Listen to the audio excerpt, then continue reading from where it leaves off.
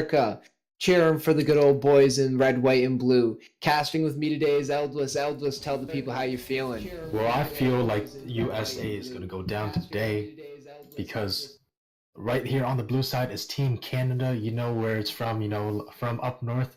We got some real hype players today. Yeah, it's very Yeah. odd that you say from up north. It's almost as if you orient yourself in relation to the United States of America. I orient myself in Kind of like a relation. gravitational pull. It makes a lot of sense. Okay. Okay. We do have to pause right there though because we are already into picking bands. Going fast. First band is Yorick coming out from Team Canada. I don't know how this is a fun event. I don't know how serious these teams are gonna be when it comes to these I things. expect them to want to win, right? Like that's the at least benchmark I think we're gonna say for serious. That's true. Yorick has gone some popularity in recent days, especially in LCS, LCK, and it looks like Team Canada is just target banning out the top lane while USA is target banning the mid. It's a Yeah, very now strange bans. there's definitely not as strange picks as you would expect to see in a game like this. Just to say, like, even in my own scrims, I've been seeing my top laner pick things like Rengar and me picking things like Karthus in the jungle, right? I guess Kog'Maw and Zillion will at least be a fun matchup to see. I'm not so sure I feel about Graves though with those two picks. It's true.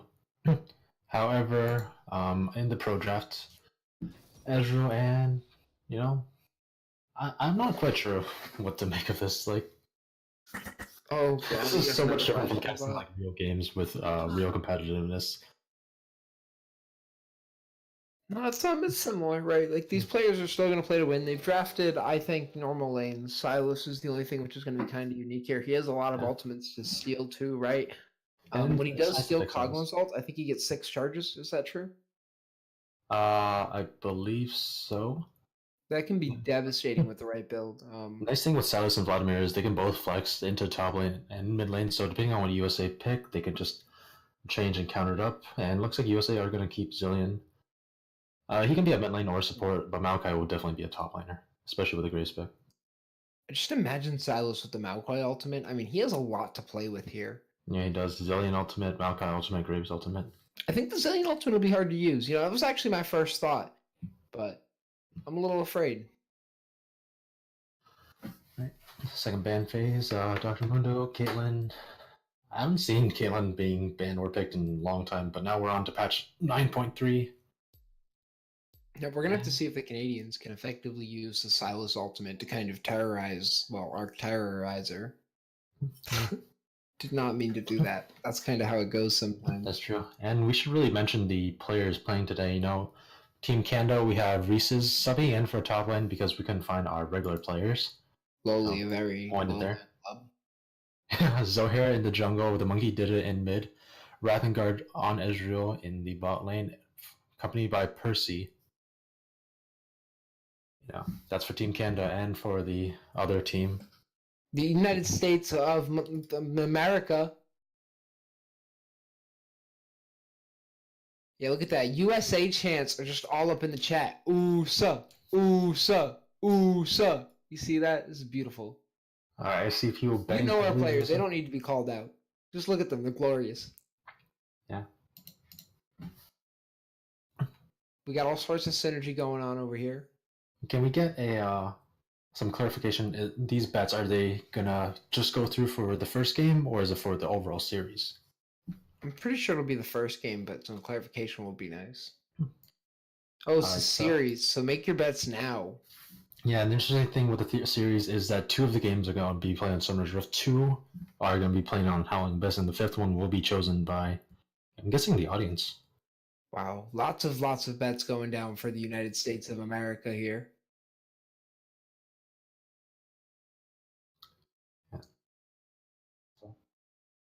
Yeah, in game 5, of course, will be the first set of teams or the second set of teams playing again, if it does come down to that. We do imagine it'll be a 4-0 sweep for the United States of America, though. Yeah. Canadians might steal something on Howling Abyss. I won't steal you. I won't lie to you, but you can play that drunk. We know that our northern brothers will have a little bit of liquid courage. Yeah, well, we have to say a little something here. Right now, we have 2 casters, one from Canada and one from USA, and wonder what the American caster is doing. Oh, that's right, he's drinking. So Not yet. not yet. Okay, he's been drinking. I'm downing some vitamin pills. Gotta keep healthy. Gotta keep. How cold is it down there right these days? Is it Not still as pretty cold cold? as it is up there. Ooh, sir. Ooh, sir. Yo, We it's also actually have 5 degrees affordable up. gasoline. Number 5 one degrees supplier of oil Celsius. in the The world. real temperature measurements. Ooh, sir. We ain't got so Fahrenheit up here. I'll be honest. Fahrenheit's pretty delicious. When it's over 100, too hot. Under 0, way too cold. It works for people.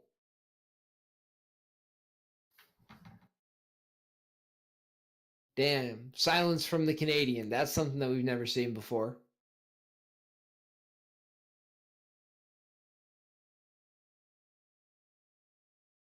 I'm really glad to know that the Americans are out there preparing right now, getting ready for this game. That invigorates all of my spirit.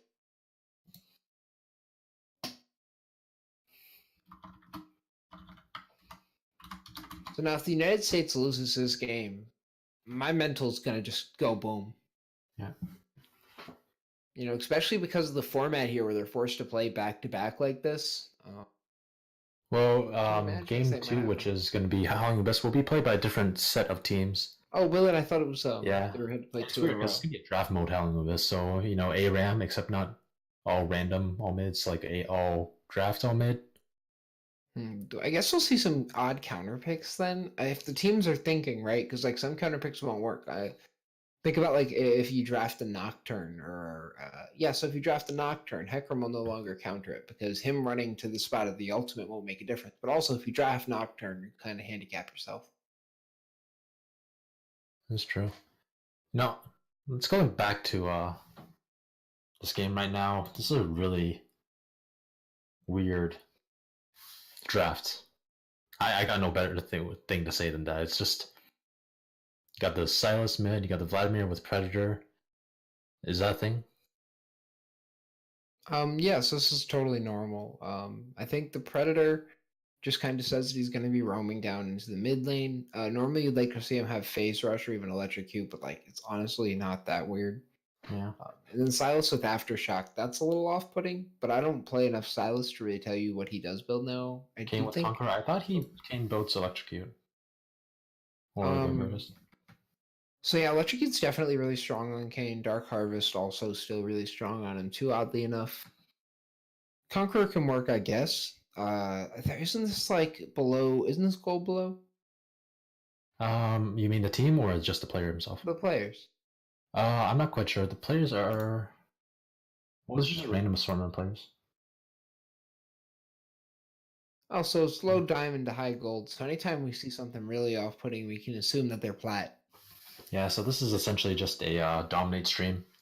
Yeah, well, I mean, you have to remember, gold players copy diamond players, so they're just net building. They're not changing anything up. The plat players, though, they get confident. They think they can play, and that's why they still plat. Yeah, and that's where the Aftershock Silas comes in. You just got to assume. Maybe I'm wrong. I'm wrong a lot. I want to assume that we're going to get into games sometime today.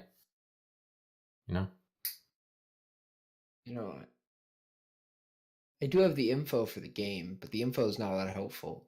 So I'm just gonna pop this into a thing. Yeah. Find out what's going good. Yeah, it's a shame too with the old system. I can tell which player is lagging, just roast them for a little while. Now I can't even do that. So Riot's just taking away all my fun.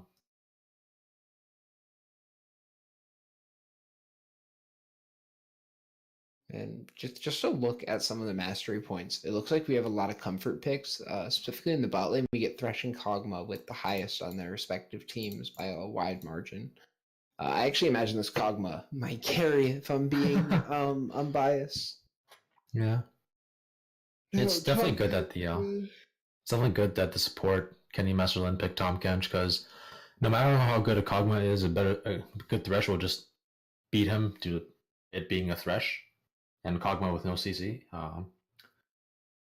rather no disengage. So. Oh, I've actually loaded up into the game now. We know the players have already played it, but we're gonna finally get to see the action now.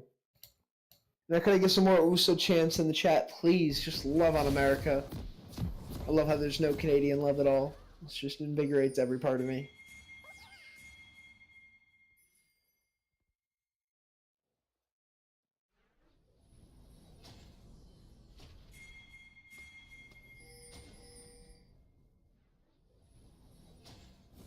Welcome to Summoner's Rift. Oh, we actually get a 5-man stack, it looks like. It's Alright, gonna all be 5-man 1,000. stack. No, they're doing the classic up the mid and wait in the bush. Alright, now the side is Really moving. strong They're with both the 5-man side on. stack. Alright, let's see who makes the move first. Oh, Thresh walks up. This is probably going to be a death sentence for him. He eats a lot of damage here. He's only going to get one bomb off. Doesn't have a W. Best try first blood going over onto the Thresh. Tongue Lash misses. I think that'll be the end of the engagement now as everyone's going to fan out and do a pretty unfamiliar 5-point.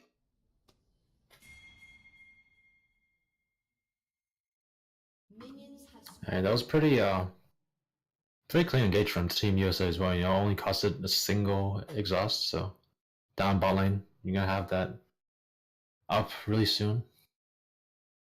So another 3 minutes. Yeah, this is definitely doesn't feel too worth. I think that strategy where you wait in the bush means that you wait in that bush. And they're actually Yeah, going to walk definitely. up here. Now, this is really disrespectful if you decide you're going to peek in here. Yeah. Does have a ward. Could have placed the ward, but he kind of knew, I think. First, he still has both summoners, so he should be fine even if he goes a little bit far. Ooh, gets the hook down. Catch there with the death sentence, but not going to manifest itself into anything. Junglers both going for classic starts. Due to Thresh dying, there wasn't really bot lane niche for the Zohair. Ooh, that Q was beautiful. At the Just start of the landing. song. Park on that shield. So yeah, after that, it's gone pretty quiet. Like this is practically an in-house, so to speak, just one side USA, one side Canada. Yeah. Tom Kent's just going to body out the Ezreal here. Still level 1. Flashes over the hook. That's actually a beautiful play. You really would like to have seen him land anything because of the full stacks there. Instead, he's going to get poked out. Almost looks like he lost that trade, even though he definitely won it mechanically. And now we're going to see Vladimir get poked out too. He flashed early, so he didn't get as much poke as Jackie Chan would have wanted. He's going to go all the way in now. There we go, that's a slow on to Kog'Maw. Kog'Maw flashes to Giddy in. He's going to shoot him back up over the wall. The threshold comes out. Death Sentence connects. Sorry, camera pans me up back towards the mid lane now, and it looks like the Khan's going all the way in. He's actually going to get chunked So out. going way too deep. Lash would give him all the procs. Wouldn't be able to do anything with it, though. Yeah, Silas, he's half mana, but almost full health. Yeah, It's it's a good thing this last potion. It's a good thing that the Graves managed to get the flash out of Vladimir, because other than that, he really hasn't down. Vladimir's healing way back up to full health. PK there goes in for another Roots. Can't really trade back because of that Aftershock and the Maokai. Yeah, now we see Zillion just going to trade some auto attacks. Throws out the preemptive bomb, but it's actually only going to connect onto no one, actually, not even the caster. Millian's going to be quite slow, to be honest. And, First pause. Have a No, pause. that means this pause is going to be a little bit longer than whatever delay we had, which is kind of sad. Sometimes that time that we wait there is actually just beaten out, so the pause just kind of happens in a snap. It's great. yeah, This might be over fast, though. We could get lucky. hopefully so. See, Yeah. I predicted this would last 2 hours if we're in on time and just... The second game will be Howling Abyss, and when it's draft mode, one team will always snowball really quickly. Nobody really drafts for the long game in Howling Abyss. Well, you can definitely do it. I think that Dark Harvest is actually one of the dominant runes on I think the best right. The camera pan over Silas as we pause, so I'm just looking and he's maxing his Q second. I haven't seen that in a long time, ever since Silas was released. Like, there's the argument that he's just putting 3 points in Q and then maxing W, but Oof, so the pause does end there. I really don't think he needs to. Feels good for us, I guess. And putting extra points into the Q on Silas really doesn't matter. Putting more points, and Kingslayer does a lot of damage early on, especially on someone as squishy as Zillion.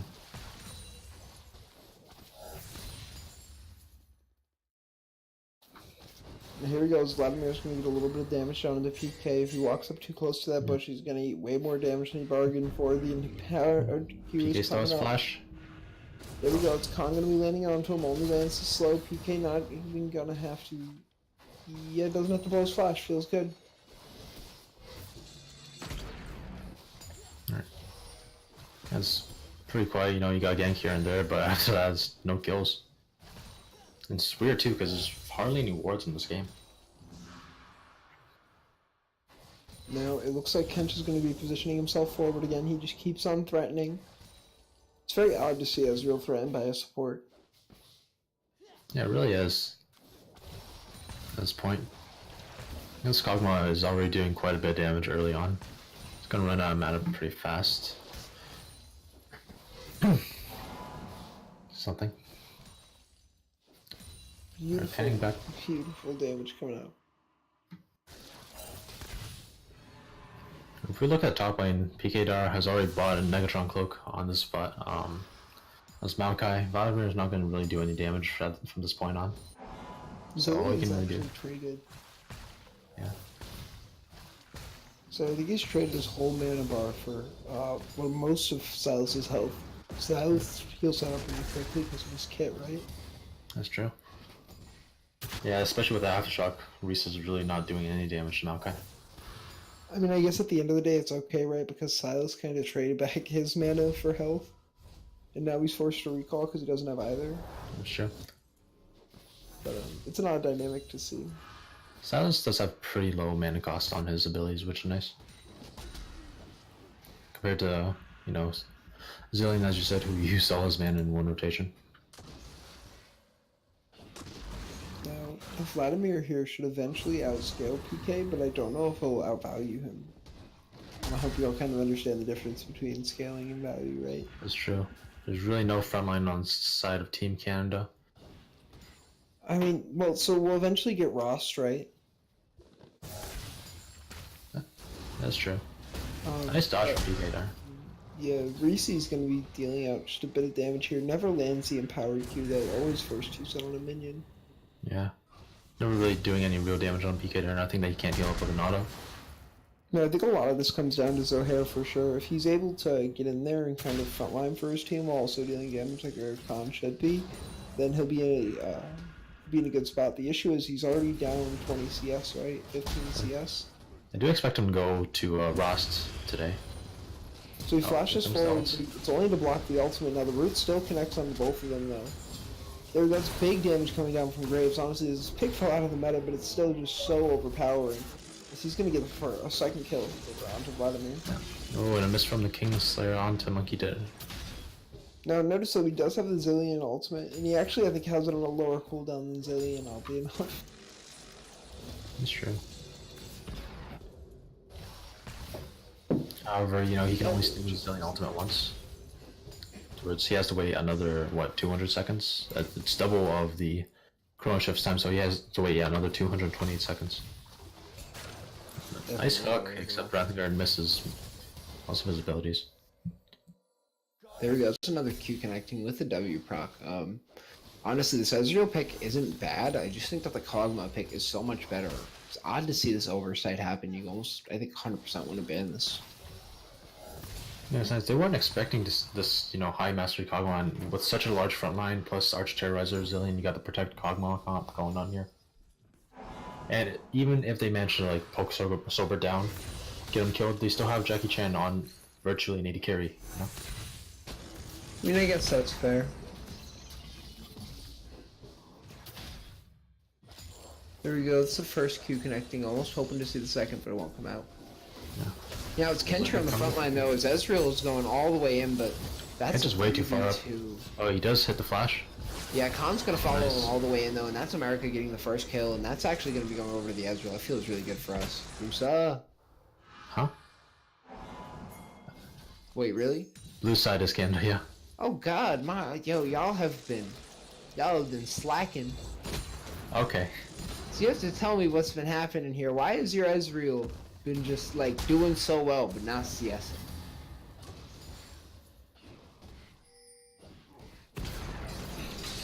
And Monkey Dead goes in for a little bit of poke, but See, that's the problem. He's maxing his Q first, and as a result, he doesn't have any healing back from the Kingslayer. And he can't even take these trades against Arch-Terrorizer. Yeah, you definitely said the Silas is going to be an issue. Yeah, maxing your Q first to Silas really doesn't do much more damage either. You know, the thing with Silas is so much Here of we his... go, though, with that Ignite. Oof, just so close. Now, Jackie Chan's all the way, and we all know Jackie Chan's a big-time player here. The ultimate's going to come out, though. That's not going to deal enough damage. Here comes O'Hare. That's sentence here. Nice. Here comes in Zohair, and Zohair's going to land the slow. But it looks like that the Twisted Advance is coming in, and Advance he's Zhao. As PK comes charging in on the front line here, though, he has no Twisted support. Advance, just If he barely. goes in, that's a major problem. He does take that forward, and that's just a death sentence on itself. He gets flayed and kicked out, and Still taking it, he's he's forced to taking it. blow Flash. Now, here comes in the Vladimir. Vladimir's 100% going to get this kill onto Arch Terror. He didn't even need to go back in. That shows a lot Ooh, of nice, skill another on the hook. champion. The E's going to come back in now. PK is going to get that on the Great monkey, dodge. get it. Tom Kent is going to eat him up, tells him, I'm not going to let you feed Hunter Reese here. Now, Reese gets the empowered Q. That's going to be a big chunk going off onto Kenny. We're going to have to see if he can get some damage down. In the end...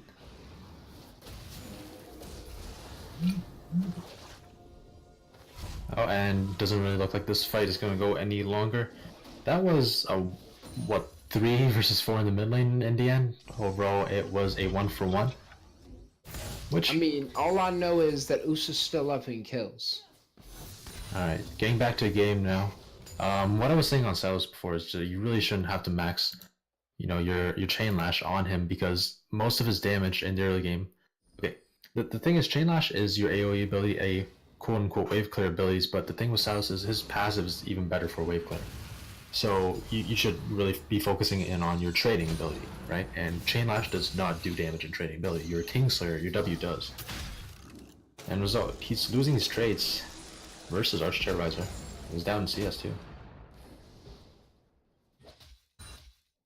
Also going for a Rod of Ages first, which I have not seen in pro play at all. Or, you know, Ages is still pretty strong. If you get ahead enough and you can CS against people who can't, and I'm sorry to tell you, but it looks like just a quick look at the CS numbers. It's genuinely telling me Canada has a problem with last hitting.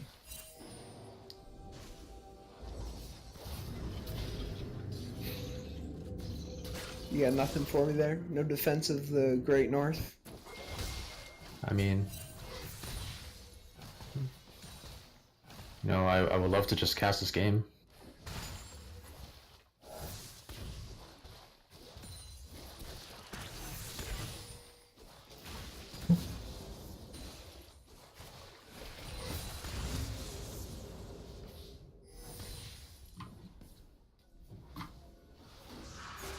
Now Khan's 100% going to go in here and get off a nice knockup onto the Kog'Maw. That's a big shield going off on a Tom Kench, so I think he kind of knows he's done though. He's just telling him to get out. That's going to even up kills 3-3. Still down 1k gold though.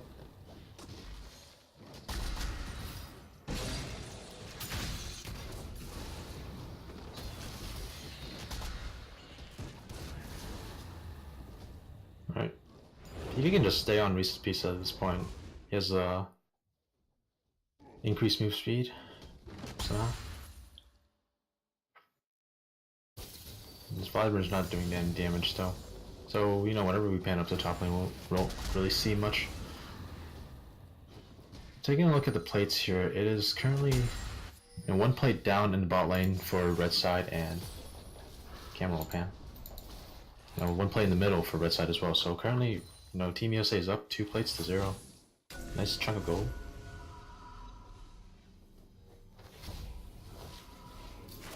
That ultimate's going to just stop him from backing though, and this is going to stay really advantageous. Death Sentence does connect, Flay goes without him having to use the second Q forward. Tom Kench eats him, that's going to give him a nice shield. Second barrage doesn't connect. Tom Kench going to be forced to use the big shield if he wants to stay alive. The heal comes out just to give him the movement speed. It's a little something extra. I think he would have died without it too, maybe. Yeah, overall, a nice trade getting that heal out of Soulbirds. Percy didn't have to use his ult, and the wave is going to push on the blue side, so you can get a nice free back from side Team USA. Oh, Monkey Dad wants to go in. Yeah, he's trying his hardest here. Zillion preemptively puts the ultimate out though. Would like to see him use that to guarantee the forward. I'm gonna use it. Oh, Percy just flashed trying to get the hook, or Not quite sure what Here we that go, was. though. That shift forward could spell out the death for Ezreal, although it does look like nice Khan's hook. coming in a second time. Teleport's already channeled out by the Malfoy. That means Teleport's going to be coming out from Vladimir. Reese's going to be on the back line now. He's going to eat a big chunk of damage because of Malfoy. But he's going to have the Q. That should heal him back up just a bit here. He uses it, goes right back into W. Reese's trying to get out, uses the E. That's going to secure the kill onto Kog'Maw. Now he'll go down to the passive or to the Malfoy. It really doesn't matter. Khan's now on the back end. He's going to be trying to kill Jackie Chan. Jackie Chan's going to use the E forward. Only going to be able to land damage at this point, though. Should have been focused on Silas now. Silas is going to escape with a sliver of HP. Now here comes Tom Kench. The ultimate's going out. United States of America is not done. The death sentence comes out, though, because nobody decided they wanted to hop up and take this ride. Way too proud to take the bus.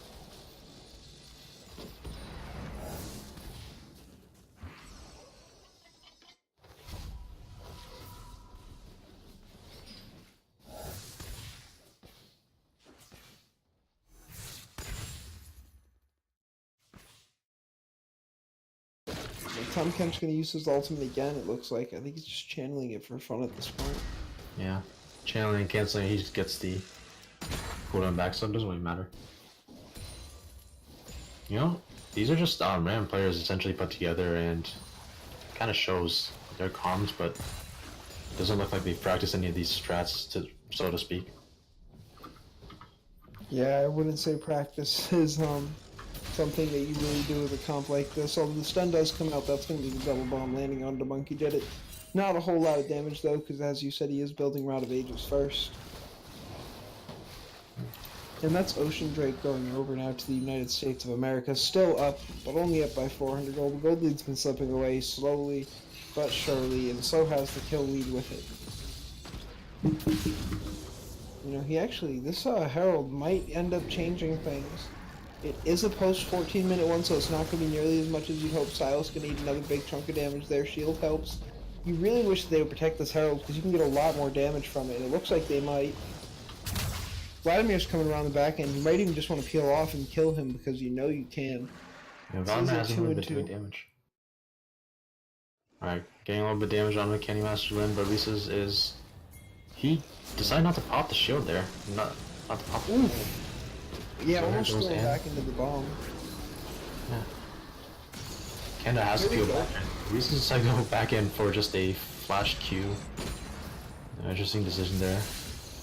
And without any cooldowns left on the side of Team Canada, they have to peel off. No, two aces are just dueling at bot lane. Can he get flash forward, there's a lantern to go out, but it looks like Vladimir's going to use it. Tom Kench's going to block him out. He actually, wow. Kench doesn't block it out nearly well enough. I don't think he was thinking about it. Alright, PK decides to go in on Percy. Percy procs. Doesn't have to shock up, and PK wants to keep going in. His team's not close enough. He's all alone though, so he doesn't have any damage now. The shield is going to come out from the lantern on Percy, but it looks like PK might get some defense. It's Tom Kench though. Kench isn't really all that supportive. He does eventually get the thresh down. Now Khan's going to go in onto the graves, but Khan's supremely low himself. And it looks like PK is just going all the way in onto the Ezreal. He really wants this one, as he's actually going to land it with the Q.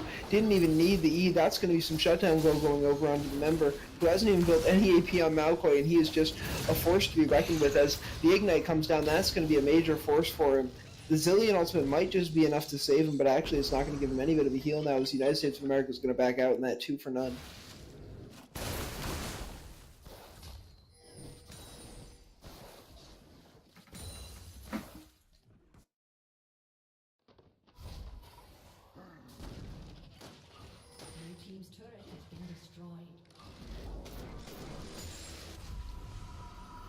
Stream lagging a little bit there as Team USA keeps pushing on the bot lane, gets the first turn. Oh, that was the second turn. At some point they did get the mid with the Rift Herald.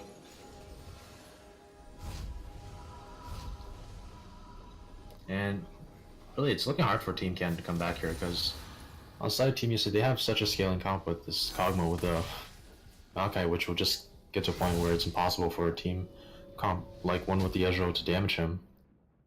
Tom Kench is always there to keep team support. Meanwhile, on the side of Team Canada, you don't really have any sort of scaling damage, except for, like, I guess maybe if you get lucky, you manage to pop the Kog'Maw before anything happens to him. But then again, you still have Jackie Chan, the Graves.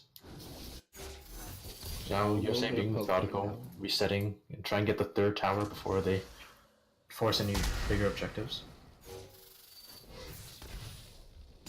Here comes forward the Thresh. Thresh is going to be looking for the Malkoy. PK goes forward, going to use the Twisted Advance to land onto the Thresh. Death Sentence connects, but he's not going to eat a second wall. Still not going to be slow, but I don't think it'll make a difference. Right at the guard, eats a bunch of 3 for damage 1, here. he's Here taking comes so long. Silas, and that's just 4 collapsing now. On the top side, the same thing's happening to Reese's. And it's Kenny who's going to be chomping him up now. He's going to use the shield, I think, a little bit early there. Although, no, it's actually perfect. Wow, really good job. It's actually going to slow Reese's down. Now, you have to kill him before that Q comes up, and Kenny does it all himself. The man, the legend, and that's going to secure the top tower for them. I think that's turret for turret. Yeah, really smart for Kenny to pat down there. Reese's didn't have any vision of that tri-bush to see Jackie Chan coming. He thought he could get the kill onto the Tom Kench, but it was just bait. Yeah. Well, this is first turret for the side of Team Canada, so it's a nice ratio of gold, so to speak. First turret versus third turret. Shield from Malcolm just enough to keep finally him alive. uses the ultimate to actually protect himself there. He's going to gain 1,200 health back because of that. That's going to be enough for him to try to fight Khan, as Khan's going to use the ultimate onto him now. Flashes over the top of the turret, but that turret's not dealing enough damage to Zohair, at least not as much as Oh, he autos the turret. picks up a little bit of shutdown gold, but yeah, he accidentally autos the turret. That's going to be the kill zone of Brazilian. Now the Lantern's going to be beautiful there to pick Silas out. And now they're just going to try to clear some wards as they're backing, although it looks like Thresh is going to get a little too frisky here as he steps up and throws the Death Sentence, knows exactly where the Tom Kent is. And now Kent is going to have to use that shield at the perfect time if he wants to stay alive. Only going to make a difference after the second Death Sentence, but it actually looks like Jackie Chan's over the wall to secure the kill. Now here comes Kog'Maw, and here comes PK. PK is doing tons of damage. He's actually going to be the one to secure the kill on the Vladimir now. And there's Silas on the back line. He's just trying to beat down this Graves. Hopefully the team will come, but 2 are dead. And he's just in a bad spot. Now here comes Malfoy. PK is actually going to get killed out on the Monkey. Did it. And now tell me what they're looking at here. Are they looking at Baron or are they looking at turrets? They're definitely looking at turrets here because Baron just spawned. You don't have enough attack speed on the Kog'Maw just yet for him. Just nail machine gun down the Baron, but no. There's not really any turrets to take, so if I were Team USA, I'd just push up the side waves, especially the top wave, so that Team Canada has to collect it back and go down and collect that Infernal Drake that just spawned. See, you almost feel like that they could have shoved in the mid lane had they been thinking about that beforehand, or even had set up and gone for this Infernal Drake, right? Definitely. Now there's a lack of setup for the Infernal Drake. PK's trying to do what he can, but he didn't have any wards up, didn't buy any vision wards, so now, you just gotta use his saplings that discounts warding. That's it always feels 50-50 bad. smite. You never want to be the 50-50 if you're the team. Wait, Here Jackie Chan's not comes even Malfoy also. here. That's going to connect onto a few of them. It's actually going to zone. No one's in the pit though. So he's trying to finish this off before Jackie's here. Turret. Very unfortunate for USA. So that's an Infernal Drake going over. Now here comes Tom Kench, and that's Tom Kench with the Kog'Maw. The ultimate comes out. Beautiful play from the two of them. They may not have the type of synergy we expect, but they're showing it off right now. The That was a slow master comes out, and Kog'Maw, Kog'Maw is actually showing that machine gun style just damage. Thresh goes down so low. You just imagine 1 kill worth of items is all they need right now. They would have secured that. Now I'd like to see them turn their eyes onto the Baron here, but instead they're going to go for the guaranteed inhibitor turret. I don't think we get the inhibitor though. What's going on here? Well, they can definitely get the inhibitor turret. There's a serious lack of wave clear on the side of Team Canada, especially with Ezreal dead. Hook doesn't hit on to PK, but even if it did, what would matter? They get the inhibitor in the end, and at this point, the only real big objective on the map for Team USA is the Baron. They can go for a side lane turret, but that's a risk that you don't have to take, especially when you're this far ahead. With that Kog'Maw that nobody can touch, 3, 1, and 4, 2 items. At this point, you can just get... What do you even need to buy anymore on this point as the Kog'Maw? You do enough damage on the side of Team Canada, who are just a whole bunch of squishy champions. Well, you definitely like to get the IE. I'm not going to knock it, right? Like, it's a good item. That's true. It gets you up to 50% crit chance. Hook. You Nice. also like a Rage Blade.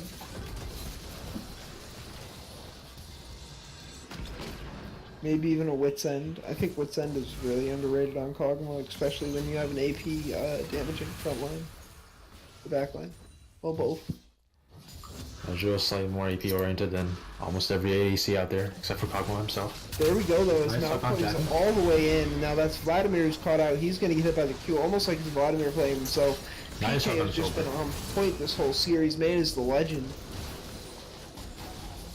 Look at that. They expended all of their defensive spells onto Sobra at the same time, just in case Kog'Maw even gets close to dying, but doesn't matter if they don't have any Catch his cooldowns. mouth, and where are they going? Are they going for the game right now? They're on the going for the Nexus. game. It's only see this, no the pings. Vladimir and the Thresh who are back. Thresh misses the death sentence. That's got a long cooldown. Now it's Khan there. That's going to be 3-2. Blue turret goes down, and the bot side is now it's a 4v2 on this side. Tom Kench just eats him up and flashes forward, tries to go in for Thresh. That's a whole lot of BM, and they're never going to be able to secure this turret without minions. Now that's going to be a 5v4 in the bot side, and my god, I guess that they just decided that if they win, there has to be a little bit of BM. They got the Tom Kench, but it's worth it for Team USA because, you're forced between a rock and a hard place. Speaking of BM, yeah, Khan is way out of position here. Oh. Although it looks like Silas goes right and gets the shutdown Gets gold shut onto down. the Kench. And And it looks like Khan might have never been out of position to begin with, as now it's just Arch Terrorizer throwing bombs around. His ultimate's back up. I guess he could use it on himself now. And he does go down. That's going to be a big chunk of health. Tell me, do you think he can ever kill on hair? Looks like the Ooh, flash misses comes second out, bomb. the double Q And he's misses. chasing That's a him. big deal.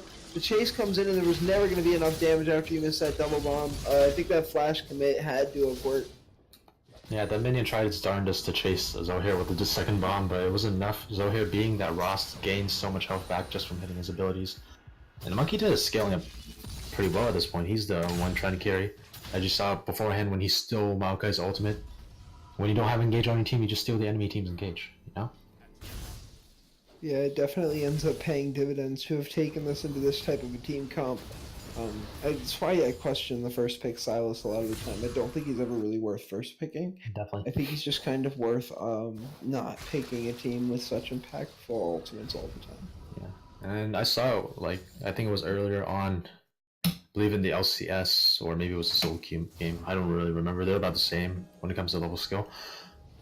I'm sure. Yeah, I was watching team. They first picked Silas, or I think it was second round pick Silas on the red side. And any team they just picked what they picked. They picked Karma, they picked Kha'Zix, they picked Corki. They picked a bunch of champions who just had useless ultimates essentially when it comes to Silas. But this team they just have probably the best ultimates you can get. Wait, did you say Thoughts on Corki? Yeah. Oh, it looks like they're going to go in here. It's Khan who's going all the way and gets a little bit of healing from the ultimate now. Double bomb does connect on to Vladimir, and now there's damage coming out of the Zillion. It's 10 stacks on the Rod of Ages. First one to go down is PK. We know how devastating that can be for the United PK. States squad, and that's going to cause the full disengage as they are routed. And Monkey has nerves of steel, decided not to use his just yet, even though his support's down to just underneath 100 health here. PK's down, but Team USA, they actually have the increased amount of health on the map here. Percy has the back. Corki Regis has or the back. Silas is actually really good. Because you get 6 stacks of the ultimate, and it scales with AP. Oh. Oh, then the Silas I was watching really didn't live up to Silas' name. If you Monkey go did into try. Corki, it's like devastating to use against him, because you get it faster than him at level 6. This is a really good macro play coming out of Team USA here. Because of the Kog'Maw, they can pressure the Baron even though they're not trying to steal it, take it, and Jackie Chan can just sneak away the dragon on the map. Yeah, it's definitely the power. And that's an Infernal Drake, so that's actually going to even up a lot of the power differential. Yeah, But really Vladimir's double caught bomb up, hits. constantly forced to use this W just to get away. Kills are coming back. Gold is actually even, more or less, for this first time since level 1. Ever since the start of the game, it has been Team USA's favor. Well, I think we did see at one point they brought it back from like 400, but you're definitely right, this is as close as it's ever been. Tom Kench now, he's all the way in though, and that's the twisted advance coming in out of K-Bar. Now that's actually going to knock them back in. Resurrected is the Thresh as Khan is dealing all sorts of damage. Ezreal's been given a free firing range here. Sicilian ult's going to pick him up for a second time. Malfoy has all sorts of lives. He's like a cat out here.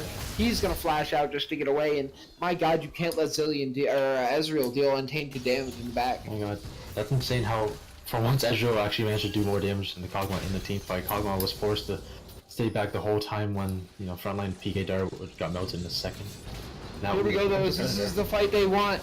That And it looks flash like was it's not always on on point. Tom Kench now as he is just caught out. And my god, it's showing as he has 5 deaths with the next highest on his team being 3. It feels like he is just constantly in the wrong place and giving up. Giving up free kills. I mean, you gotta give points to him for trying. You know, he was the one who delivered PK in the first place. Dies for his mistake. PK managed to live, but you can blame that on Terrorizer if you want. So here we go in for a little jungle v jungle action. Also has to clear out the wave, so can't really focus on Jackie Chan. Here we go though. Silas looks like he wants a little bit more beef. Actually, he's gonna back off. Maybe he's vegan for the moment. I really want to see what the teams just. I know. Even if Team USA has the better, like, slightly better scaling, I want to see the Silas just go lane a little bit. You know, go farm a little bit, get more higher cooldown reduction, get that ultimate down to that 10-second mark. Because there's so many ultimates that you really want to steal on the side of Team USA.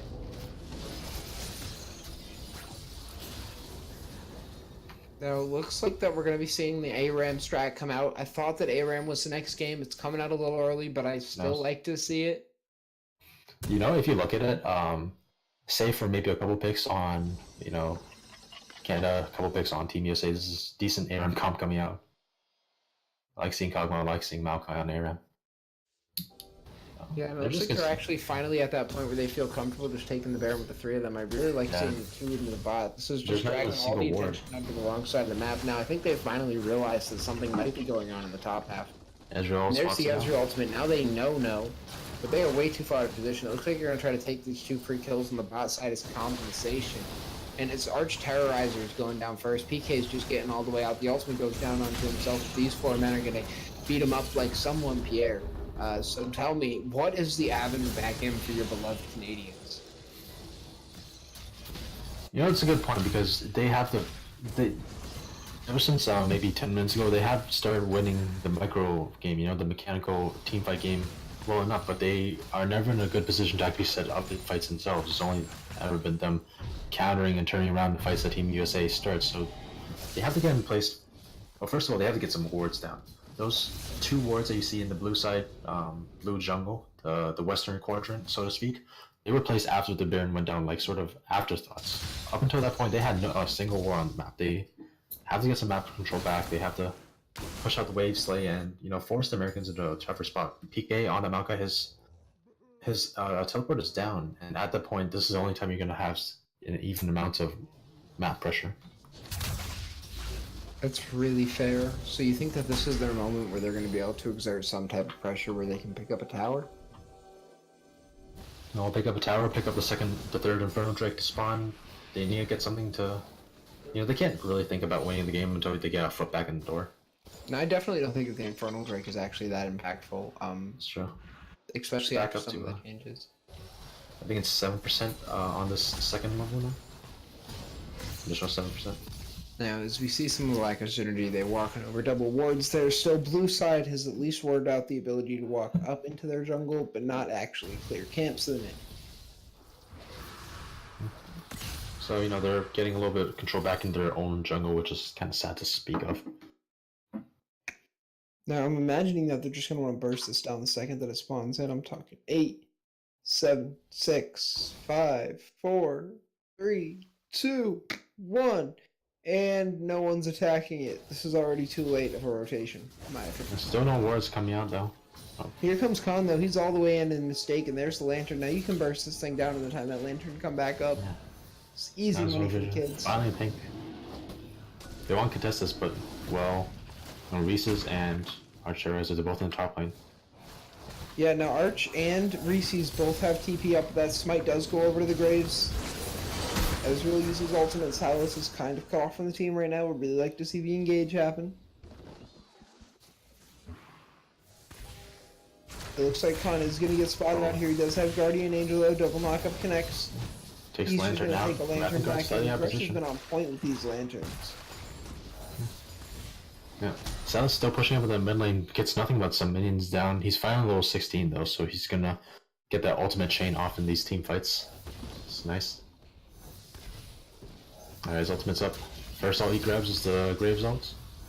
For all we know, he's going to use it for a little bit later. Gets the hook down onto Kenny.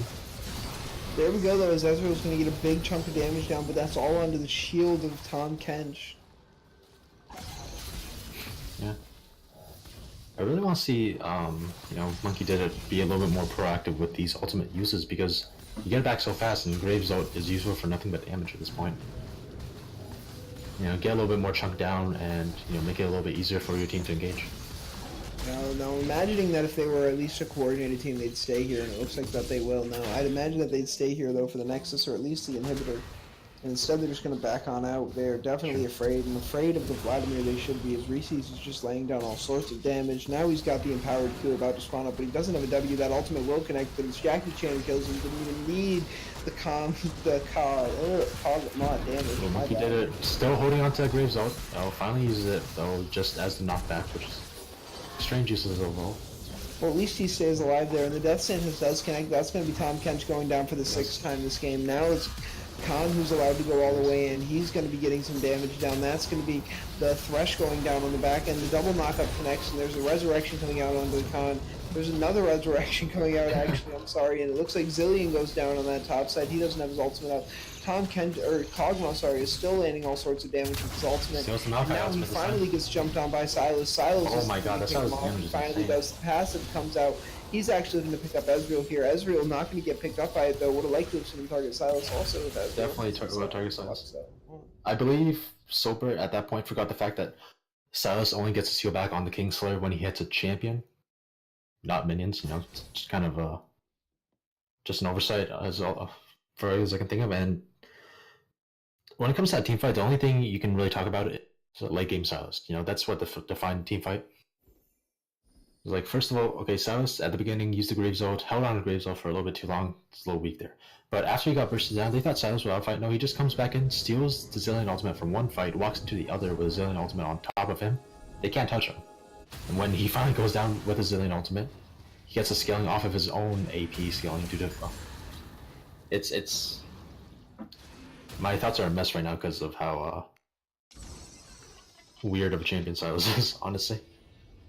And then afterwards, after he gets resurrected by the Zillion ultimate, which, by the way, the cooldown of his ultimate keeps ticking down while in the Zillion respawn, the 3-second respawn. So by the time he respawned, Silas' ultimate was already like 5 seconds off of cooldown, and was able to get on the server. We actually get a loaded engage. It looks like that your beloved Silas is going to take another lantern out. Shouts out to Percy. I mean, it looks like that each team has definitely got themselves, that guy who's just there. Yeah. Alright, whether it be PK, whether it be Percy. I think he's getting a little bit calky there, just staying without any vision. Yeah, now Graves is going to pay for that decision. And the Bloodwell comes out. Imagine that Vladimir will get this, but actually, Consulum picks it up. Now Claire just going to throw the ultimate out to pretend like he tried to help. I guess Ezreal, tried to take the kill there, try to scale up a little bit more. Interesting build coming out. It's pretty an old school build. I haven't really seen any pure blue build plus double tier Ezreals in a while. They've been going more AP or more AD centric, not both. I haven't seen this both style in a while. Yeah, it might be why he's not dealing as much damage as he should be, honestly. Yeah. He plays the champion well.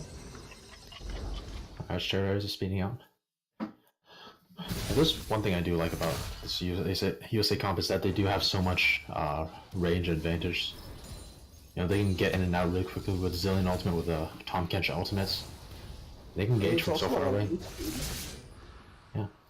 Yeah, there's some options. I think the issue is this Tom Kench. Yeah, he's gotten to a point where he can't just ult in anymore and bring someone with him, because once he does, he's gonna die himself. Unless he brings Zillion in with him, and Zillion person. He can get people out, but also you can match the Kench. Now, obviously, I'm not the American coach here, but I just think that if you tell him to peel for the ADC, he'll be fine.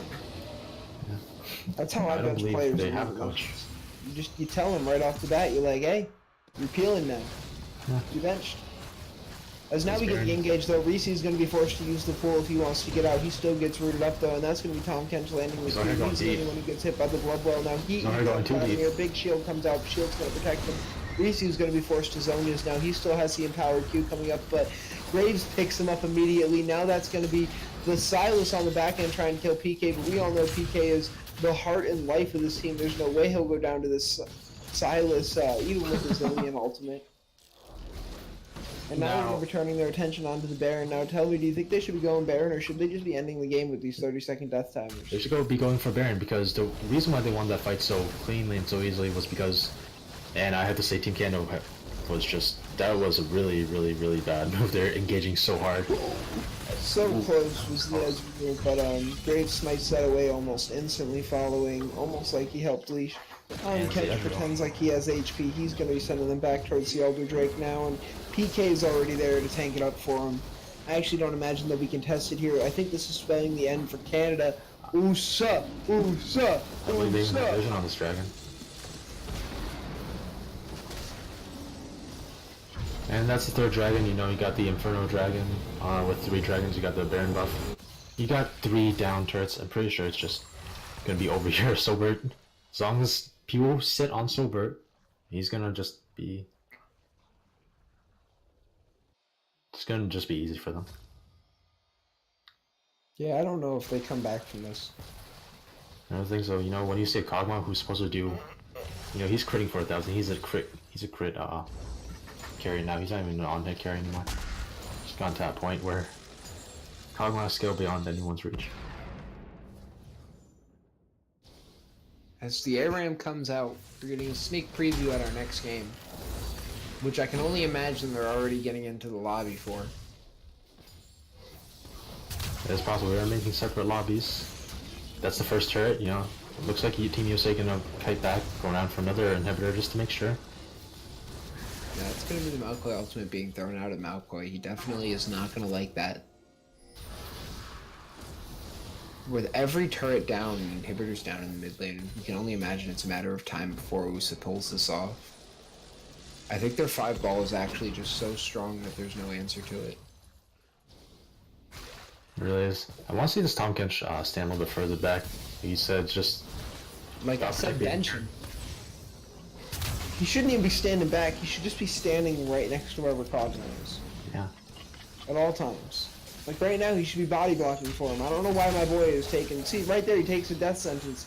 Now, obviously, it doesn't result in anything, but Kench could have been blocking that had he just followed the method. Yeah.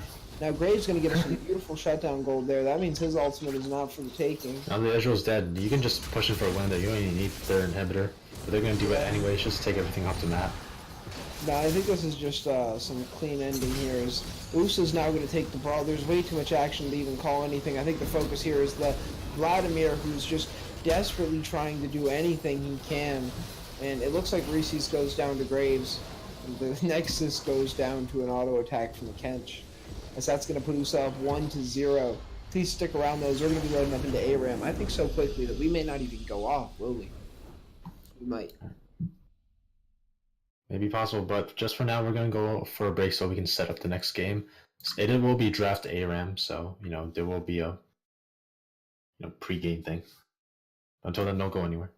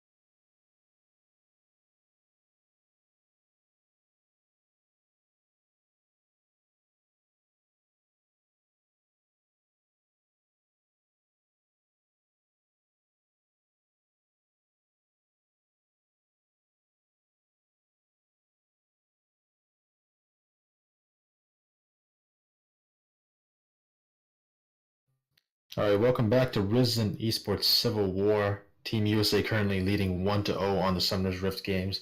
They take 2 more and they will sweep the series. Doesn't matter how good Canada does, apparently. And we'll be going to draft soon. This is a Howling Abyss draft this time, so it's like ARAM, except they pick the champions, and no doubt all of them are going to be overpowered. The kind of champions you never want to see when playing ARAM. And USA will be on the blue side. All right, what do you want to see out of USA in order for them to just sweep the game too? I'm not concerned. I think at the end of the day, ARAM is an animal that you can't really tame. That's true. As long as you have a mix of AD, AP damage, and you have a strategy, right? Like, obviously, you don't just pick all damage champions. Yeah.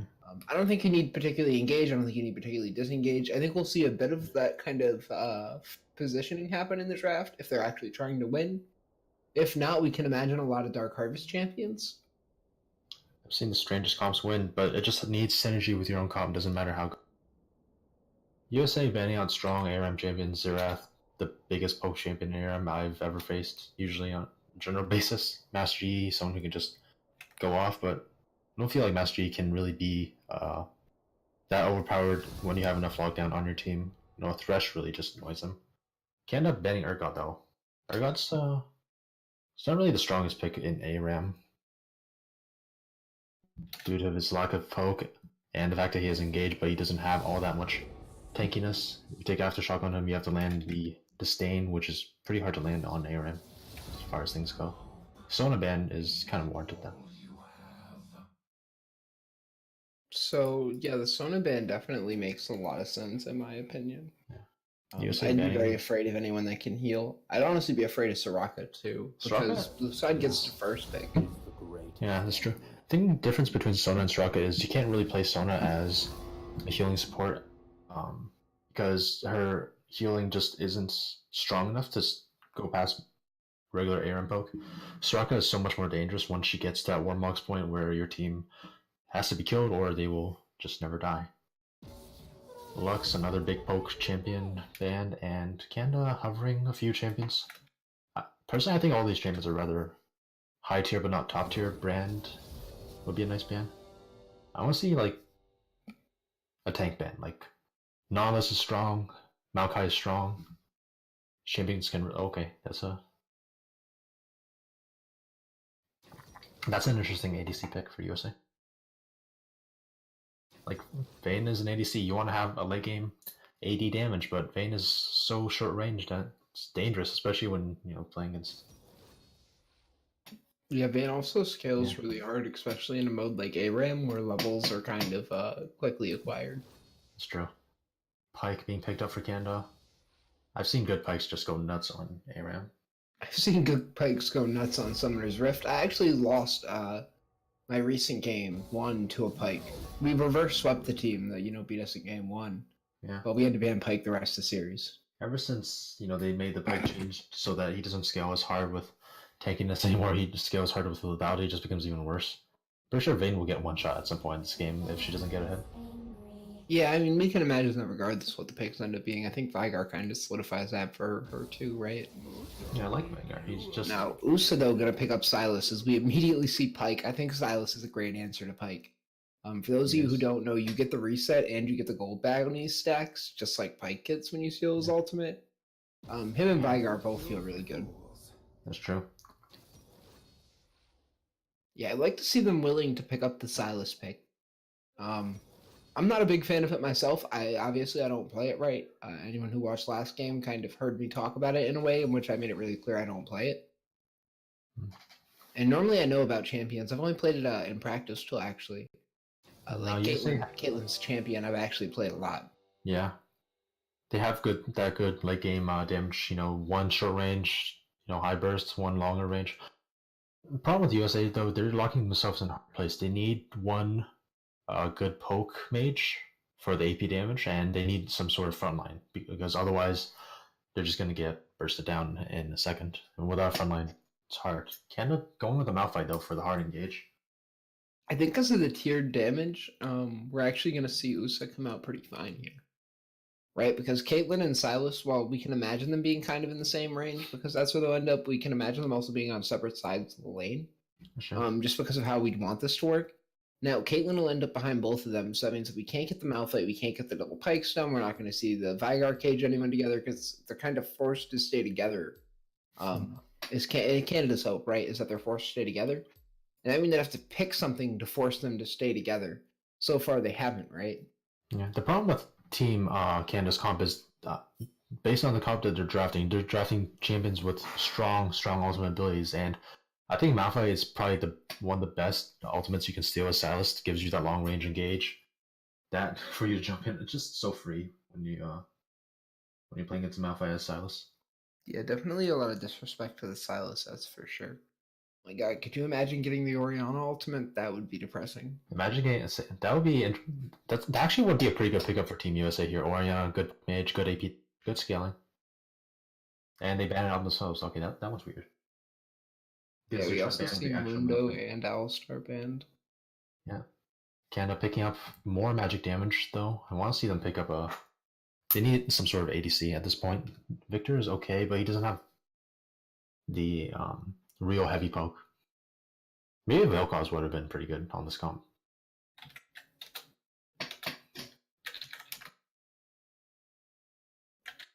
Team USA picking up the Braum. Now they do have two 80 carries, so it's very easy to proc the Braum and the Nautilus. That's the pickup I wanted to see. Yeah, this is, I think, exactly what we envision, right? Yeah, this is my personal bias. I think Nautilus is the best tank on ARAM because Nautilus is great. Yeah, I haven't favored it as a jungler. No, not in Summoner's Rift. Hell no. Oh my God, yes! Put him in the jungle. Okay, like I tried playing Nautilus in jungle a few seasons back, and this was after his W was nerfed, I think, for the 12th time. And I tried, I guess. Problem with Nautilus is just that nobody really remembers the fact that his Q flares out in a huge arc when it hits the end of its range and just hits the nutty shots. And Canada respond with a Xayah, someone that is able to disengage on their own. Canada actually has a lot of disengage, you know, Victor's gravity field, Vagar's gravity cage. There's a lot of gravity. A lot of gravity. All sorts of gravity going on over there. Now the Xayah, so this is kind of what we didn't want to see, right? We didn't want to see them draft more things which forced them to not group up. I think that the USA has just drafted the perfect composition where you have to think about the way this fight breaks out, right? Nautilus is in the front. Braum is right behind Nautilus. Behind them, we have Silas and Vayne on opposite sides with Caitlyn dealing damage. Like, we never see the cage. We never see the double pipe. We never see the Vygar ult.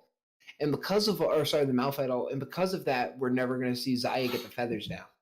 Or even Victor land his cage. I see America winning this as long as they stick within their lane in the right way, right? This is really just a testament to how well they can team fight. The only thing I would have liked to see them pick up might have been like a Morgana. But I think that actually would have just broke up that type of divide. So this is so perfect. I don't know. This works good. You almost don't want to complain. See, now, here's the thing. Canada just has a couple of star players that they really need to focus on. Like you said, it doesn't really matter what now we're going to get into optimal situation. Neither with the Victor. The interesting thing about the Malphite pickup is that it actually ended up being pretty well for Canada because USA decided to not really draft any magic damage. You have a Malphite against the team whose only magic damage is as a Silas. Is not going to really be impactful onto Malphite, especially from Caitlyn. And it's going to really be on the Pike to lock down the carries of Team USA if he manages to dodge out everything. He might be able to get one kill and that might be able to swing the favor, but other than that, USA is going to have a really easy front-to-back team fight. Now, we're going to have to track Victor here. He's the only one who actually took Dark Harvest on ARAM. Maybe he's a player like myself. Problem with Dark, I want to like Dark Harvest, but it's just been nerfed so often on ARAM. Remember the old Dark Harvest? That was crazy on ARAM. Well, before it was mandatory. I don't even know if you want to call it crazy. It was kind of just the way. Yeah, so it's like 2 tiers above every other rune, honestly. Yeah, you had to be in like a pretty low ARAM elo to be playing against people who didn't use Dark Harvest. Yeah. Like the only time I would ever not take Dark Harvest was maybe on a super tank, someone that would like aftershock abuse. And even then, like Yeah. unless it's Lysandra, Lysandra. even then. Problem with that is when Dark Harvest was broken, aftershock Lysandra wasn't a thing. I think aftershock was kind of worse back then. It was when aftershock scaled hard, but didn't actually have that huge upfront MR and armor. I don't know. Aftershock's been taken pretty prevalently on a lot of people. I think about like Galio ever since they changed it from dealing damage to giving resistances. Because when it dealt damage, it was used on tanks. Silas is very powerful, but Galio would not have been a bad pickup for a side of Team USA or a side of Team Canada. Just Silas stealing that Malphite ultimate going in, Galio ulting on top of him. Nahus is a strong pickup. Galio, he has that frontline power and does a decent amount of magic damage. Yeah, the changes to his ultimate I think really hurt coordinated play Galio a lot, which is a problem. Yeah, it's weird because it takes away so much of Galio's identity. Is my personal problem with it. It becomes a big AoE knockup damage dealer. My problem is I play Nocturne. Oh, okay. I see. And I competed in a Riot tournament and I got second place in it because we played Jinx, Nocturne, Shen, and Galio every game. Oh, yikes. That was just so literally the way that it worked is Jinx gets excited because Nocturne gets a single kill. And on the back of the Nocturne kill, Shen and Galio are all entered as what I call delivery systems. Yep. So we also pick things like Rakan, and we just deliver everyone into the fight. I think I saw that being played by Griffin a couple weeks back. Yeah, this was a few months ago, but it's quite the strategy when you really just go for it. Was that before the damage reduction change? Yeah, so this was when Galio gave damage reduction. So this basically turned me, Nocturne, into a ball of just absolute terror. And then we got Jinx fed on the back of this, and we gave Jinx all of the jungle farm mid-game. Oh, so it's a funnel comp and a dive comp. That's something. Well, yeah, we started out with the dive, and then eventually, you have the funnel in your own damage deal. That's just how that works. I don't even think that's called funneling. That's playing League of Legends. Yeah. Well, we're in the game. Beautiful though from the Nautilus, and now it looks like Zaya's going to be the first blood here. Heal does come out though, not going to be another auto attack landing. That passive will definitely pop back off. Yeah, and there you see, that's the power of the Nautilus, just engaging from 2 miles away. Yeah, you hyped my boy up. You got Malphite as a tank. For America like that. Malphite is not really a tank until he gets his ultimate, until he gets items. He doesn't frontline well, he doesn't engage well. Like, for God's sakes, he has to take the Arcane Comment because otherwise he doesn't really do anything at the end of the game. That looks like some stuns are going to come down. I imagine this will really just be either a pick or an all-out brawl, and we're not going to be sure which is which until it's over. I'm going to see a lot more engagers coming out from Nas. I feel like there's no need for Colorcaster in ARM because it's constant action. That's the whole point of this game mode.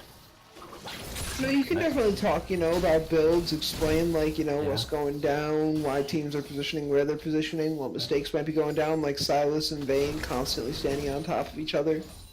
They haven't really worked out this opposite sides thing yet. I think you want Silas in the bush and Vayne outside of it, because Vayne is honestly just deadly. She doesn't need the bush. Yeah, and Silas really needs to get close or else he's not going to be able to do anything. That's a nice little hook stun on a Sober, forcing the flash, forcing his summer spells left and right, but Percy is one getting taken down and exhausted. And, oh my god, there's just so much zoning, but like I said, Malphite, early game, not really doing much. No, unfortunately, they're kind of like you mentioned with Nautilus. He's not really going in. Yeah. He used his Q there as disengaged and he missed it. And I'm not ever gonna try to that was actually a pretty nice grab. But I'm never gonna try to blame him for missing the hook. It's more about the way he used it. Now Vayne's gonna get picked up here. Stun lands on Braum though. He's actually gonna stop the Pike from being able to go forward. Feels good for him. Alright. I have a quick question. Is there anywhere I can check secondary runes? Do I have to go to the third party? You would do it if you could get there. Okay, I will because there's something I must check. It is. I want to check how many people took the most overpowered rune in Howling Abyss. What is that? And that is Presence of Mind. Really? See, I'm pretty big Presence of Mind fan myself. Yeah, presence of mind is way too good on this map because it's the only way you're actually going to sustain yourself. Uh, you know, even if your health is high, once you have no mana, unless you're an AD carry, you use it, right? That's the whole point of the resources system, so to speak, in, you know, quintessential League of Legends. And See, now these ARAM tricks are coming out. I really hope that they're watching for if there is a fourth game. yeah, well, Isn't there going to be one regardless, even if America 3-0s? no, I do play ARM more often than Summoner's Rift at this point, I gotta say. Really, I play more Summoner's Rift, but that's because I play for a team and I have to get. Now, Pike here going to land the first of the ultimates, and he's immediately slithering on out. And so easy, Takes you a know, bit of you just damage. ult. Second Q's going to come out here. It's not going to connect, though. Really wide. Vayne could have not ended up there unless she tumbled into it herself. Even then, she would have had trouble. So, quick little check here. On the side of Team USA, only Silas has the precision secondary. M16 has the precision primary. However, I expect him to be taking overheal as he is an AD carry rather than presence of mind. You don't really How need did you mana on figure Vayne this anyways. out? Hmm? How did you figure out who has what? Is it Tap? On op.gg? Oh, really? OPGG works for us. No, it doesn't. I'm just guessing. My God. It shows their secondary rune, but it doesn't show what they're taking within the rune tree. Where does it show their secondary? It does. Where? And under live game, right underneath the Oh, page. Here we have engaged. Silas ults stealing the. Oh, I have another lag here. Too much action going Saya on. flashes forward. That's a beautiful stun onto the Silas, and now it looks like the ultimate or the W is going to come down. That's not going to connect on Has Vayne. run. That's 5 in the mid lane now. That's a And that's beautiful stun, though. My God, Saya just really showing off why it doesn't matter what you pick as long as you're comfortable with it. Now, eventually the scaling might just be too much for them, as Vayne's going to be forced to tumble into the stun there. She eats a snowball. That's going to be allowing for Victor to go forward. Victor's going to be beaten up there by the Nautilus. Your pick is doing so much damage to your Canadians, but also at the end of the day, Vigar Malphite are just way too big to deal with Definitely. until you get a few items. And there's the thing that Team USA is not executing what you're saying they have to execute, playing back to front, side to side. You know, just staying a little bit separated, just enough so that they can get the damage down, but not actually get hit up by the wombo combo of Malphite going in, followed by the way, that is a crazy combo. Malphite goes in, and you cage around the Malphite so that they can't even escape. And when they're standing inside the Veigar cage, in order to not get stunned, you throw the Victor cage inside, so they do get stunned. And you really can't see it, that little circle. It's quite the good combo there. Something I actually haven't seen executed very well in ARAM myself. I don't think I've ever played against Oh, that. Nautilus now gets pulled in. I think this was a mistake now. Zaya's the one that really goes low. And Malphite's going to be able to get 2 here as Pike goes all the way in. He gets the ultimate off on Nautilus but doesn't get the reset. Now it's Vayne who's trying to get the damage. I'm sorry, he does It's a get the reset. reset as he actually There's picks up 2 there. Wow, I spoke way too soon. I think they might have had the same misconceptions of me. That's what happens when you're bad at the game. And I just think like it's the that, point where, America goes down 11-3. Let's see if we can pull off. What do we need? 6 more kills in a row. Yeah, 6 more kills, a turret. You know, I do want to congratulate Team America though. They're ahead in feeding Poro. That's the real tracker there. You don't feed the Poro in ARAM, honestly. It's sad. It's the only reason to play this game mode. Nice pick on the Malphite there when he doesn't have his ultimate. He's not really all that tanky either. He only bought a Rod of Ages. 160 trapped in the cage. There's no Veigar. Victor stun inside the cage, so it's not guaranteed stun onto the Vayne. Yeah. Now, I'd really like to see them pull off these next few kills. We already have one. If we can get the 9-11 scoreline, though, it'll be a sign that we are destined to win from the start.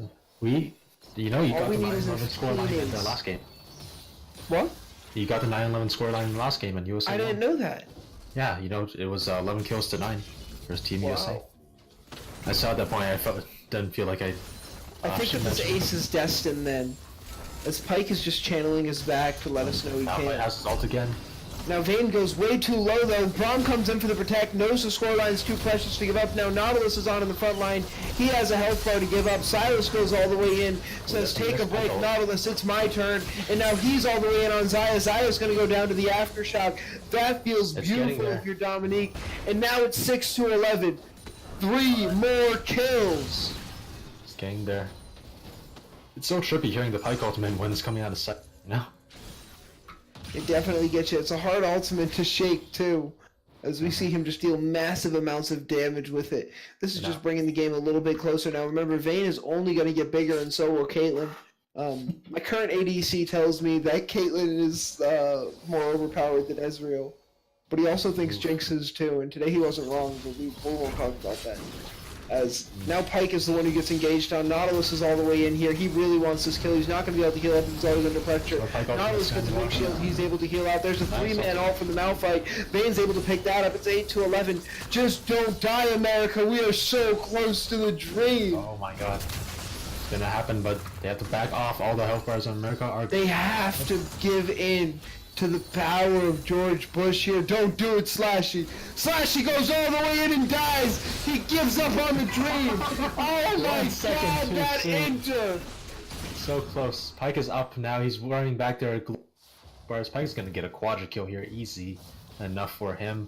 He doesn't even care about getting in. How much damage does the Pyke ultimate need? Executes targets below 500 health. Alright, he's looking for... Pyke goes all the way in and picks up the Caitlyn. We're talking about the execution damage, and he executes. Now tell me, you think he lands the second one? What's the bet? How powerful is the Canadian He Pyke? is going to land the second one. Oh, that is a nice Oh, flash. it misses! Beautiful flash there, but I don't even know if he was below the health threshold. He was, so that would have killed him if he did not flash at the most opportune time. And the push is coming in, you know, without a poke mage. Ooh, Nautilus goes in for the engage, as Nautilus do. But the amount of zoning that you get... Ooh, Nautilus ultimate knocks up 2. There goes Braum. He's right up on the back end. Now this means Victor's the target. Victor goes down super low. Snowball comes in. That's a big heal for the Silence. Oh my goodness. And that's going to be a second going over the Nautilus. The big man's on the front line, and there's the Malphite ultimate we've been waiting for out of Silas. As Dominique does nothing with it though. Doesn't tear up the back line. And Zaya's the one dealing damage, but Caitlyn outscales. And it looks like the 2 ADCs are stronger than one. As America almost evens up the kill lead, and they surely will even up the gold with this tower. Yeah, the gold's within 900. Now they can definitely get 900 off this tower. You know what Victor had in that fight? You know, he died, but you know what he didn't have? He didn't have Presence of Mind, and he started that fight with 100 mana. Ooh, managed to get a kill back, but couldn't stop the tower from going down. Presence of Mind definitely strong here. Now you Really don't need it going ready to come out of base, and this ultimate's going to deal big damage. Nautilus not even going to go for the Q at all. He goes down to the 2 AP damage, yeah. Looks like he hasn't built a single AP or MR item. He actually has that Zeke's. You imagine he'll buy one now? He has 800 gold. He could buy the 720. No, I believe he should go for a little bit of, no, it's strange. No, when he goes right for the Kinder Gem. The Kinder That's Gem is a good definitely a idea mistake in my opinion. I think the cooldown reduction is good, but not when you don't have the mana to really use it effectively. I believe And you he's kinda going wanna for. I believe he's going for something that is a more mid-game. Like he wants to build the proper mid items to get the Warmogs. The earlier you get a Warmogs, the better it can be. And I think he has enough health to proc the Warmogs now. I guess that's fair. But Nautilus is back up on the front line now. America is down by 3 kills, so Nautilus ultimate comes out. That's only going to land on the... Pyke is looking for execute misses. Slash is way out of the range here. Malphite whiffs majorly. Oh my god, Dominique's gonna one heal whiff up and after use the the other. Zonius. That's going to be a trade in the support life for Dominique, and now they're backing off here. Still 3 kill disadvantage for America, but the gold is only 500 away. You have to imagine how many more kills. Stun lands though, this is going to be a dead Braum no matter what here. The ultimate comes out, that might be a dead Zaya too. And it's going to be Silas the one doing it. And it looks like the Pyke's still alive. The Caitlyn ultimate's going to seal the deal for sure. And that's going to put us within 2 kills now. Big heal's going to be coming out here for Vigar. He gets the cage down, the stun though connects. Misses the snowball, that means Vayne should escape here. Shields come down, but she's not going to be able to heal up enough. At least I don't imagine so. We almost wish she'd wait and then suicide. You would imagine how many more kills Kendall would have gone, how much more this would if... No, never flash defensively without HP. Yeah. See, now, this is my strategy here in ARAM, is you have to realize you're not getting that HP back. So what have you really flashed for? That's true. You'd rather die and get back your health, right? Yeah. And you got a decent the other amount of thing you back can do is strategically suicide. I'm a really big proponent of running into the enemy base after an ace. Only then? What? Oh, nothing. I'm sorry, I couldn't hear you over the mocking of what? Oh. Huh? Man, this is worse than when I didn't get my 9-11 scoreline. As Nautilus is going to take a snowball win on to Victor. Now here comes down a big heal. That's going to heal up everybody. There's the Malphite ultimate actually. By it. Now here's Braum, though. He's going to jump on back. Zai is throwing out feathers, but the feathers aren't going into anybody. And the heal comes out only to the blue team for this other side, though. Looks like they are going to lose the inhibitor turret here. As they have no real option to come back. MI6 gets murdered there, and now it's Buggy just trying to show out some slows. Tell me, is there a way the Americans come back into this? Yeah, they do. If Malphite misses his ultimate, because that He's whiff already was- done that. Yeah, he has to do it again. This time, Percy actually popped his ultimate slightly too early. Buggy's gonna get that out though. Now it's only the slow onto Vygar, but Vygar gets hit by a snowball. Now that's Nautilus though, who's gonna secure the kill. He's gonna throw himself in. Now Zaya's the target, and that's Caitlyn who goes down. The ultimate connects all the way back onto Pyke. Pyke is invisible though. He's gonna throw out the Q, but if you pull in Nautilus, yeah, he just jumps on your back line. Rest of your team. Although it looks like that Ignite's gonna stop him from healing up any of that damage, and that's gonna So much seal the damage. game. Which ult does Silas take here? I don't even know at this point. I think you just try to take Goes the. in on Ooh, Zaya. I think you have to take the Pyke ult. He's gonna use his own use, but he's not gonna get time to use he's not any. gonna even be alive long enough for this. Yeah. Now, rather than the Warmogs, Nautilus is going for a second Knight's Vow. Looks like they want a Knight's Vow of both their AD carries, but that just keeps your front line from being as tanky as you need it to be longer. Yeah, Yeah. they saw Also, the you Knight's can Vow. split the Knight's Vows. Well, so they have split them, so I think that's fine. Yeah, it's two nice vows. It's a nice idea. It makes their ADCs tankier, but they need their front line to be tankier. Their ADCs tanky enough as long as their front line stays alive. But time after time, you know, Andy goes in too far and it dies before his back line can even do damage. Guess that's fair. Alright, you were asking what USA needs to do to win this. They just need to stall and get their ADC skilled up, because once they do, and these Knight's Vows come into play, the ADCs are going to get to a point where they can't be killed before they kill the enemy team. Well, they finally blew up the Pearl. That's They some blew real up team Portal. coordination. Last finally happened. And they still have 1, 2, 3, 4. They still have 8 cookies left, so I don't think it's enough to pop another one. Such a shame. There's a Malphite ult steal, you know. I think he's exclusively stolen Malphite ults and Pyke ults at this point.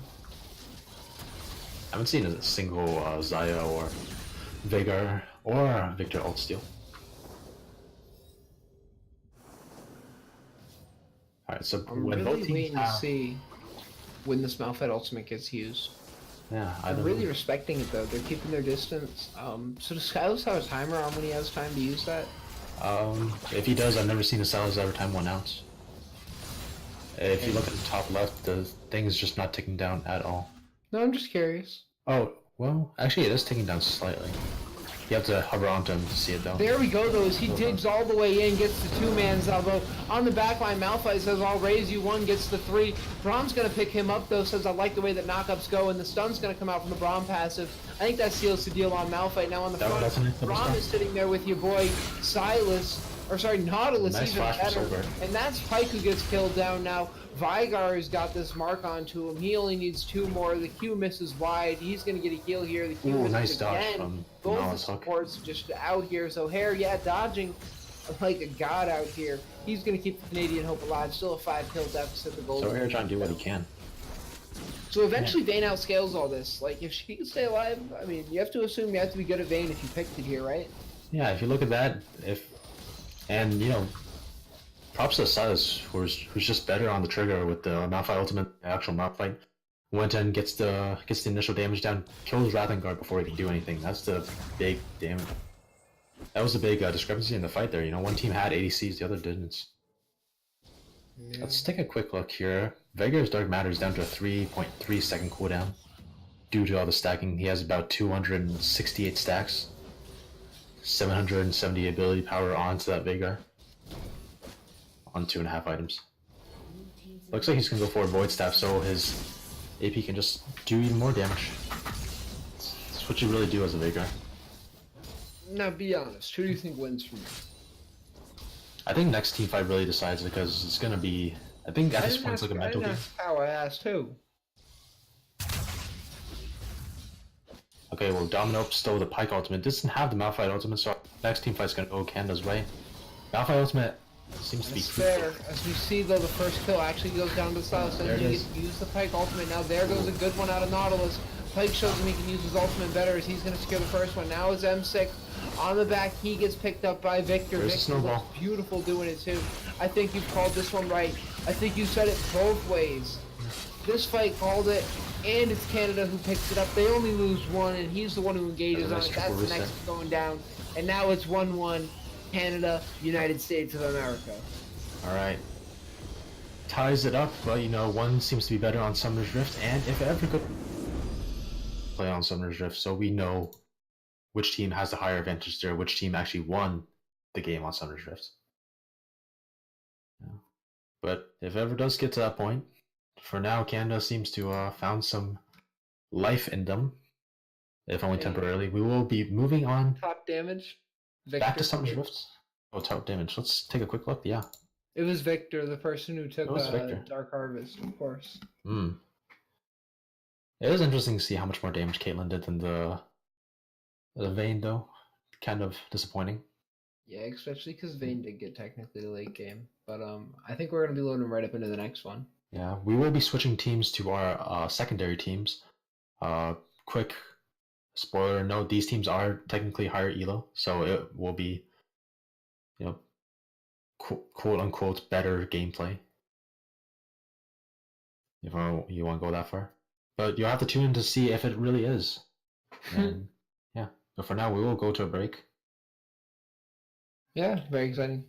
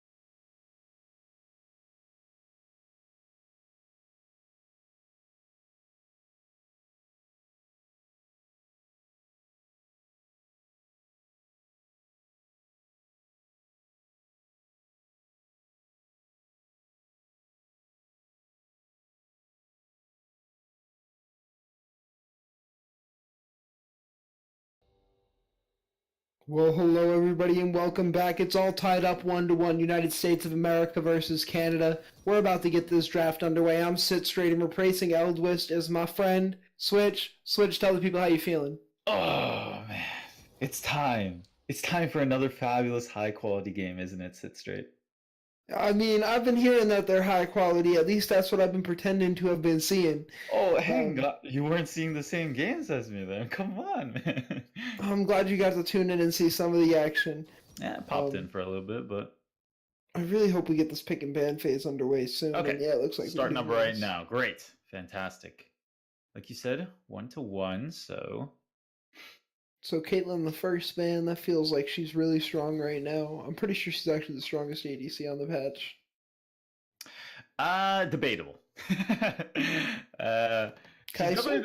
She's definitely the best in lane. No, I think Kai'Sa's fallen way down in terms of priority. Like, you still have big hitters though, and especially if you look at solo queue, I think, for example, Jinx has found a massive amount of success.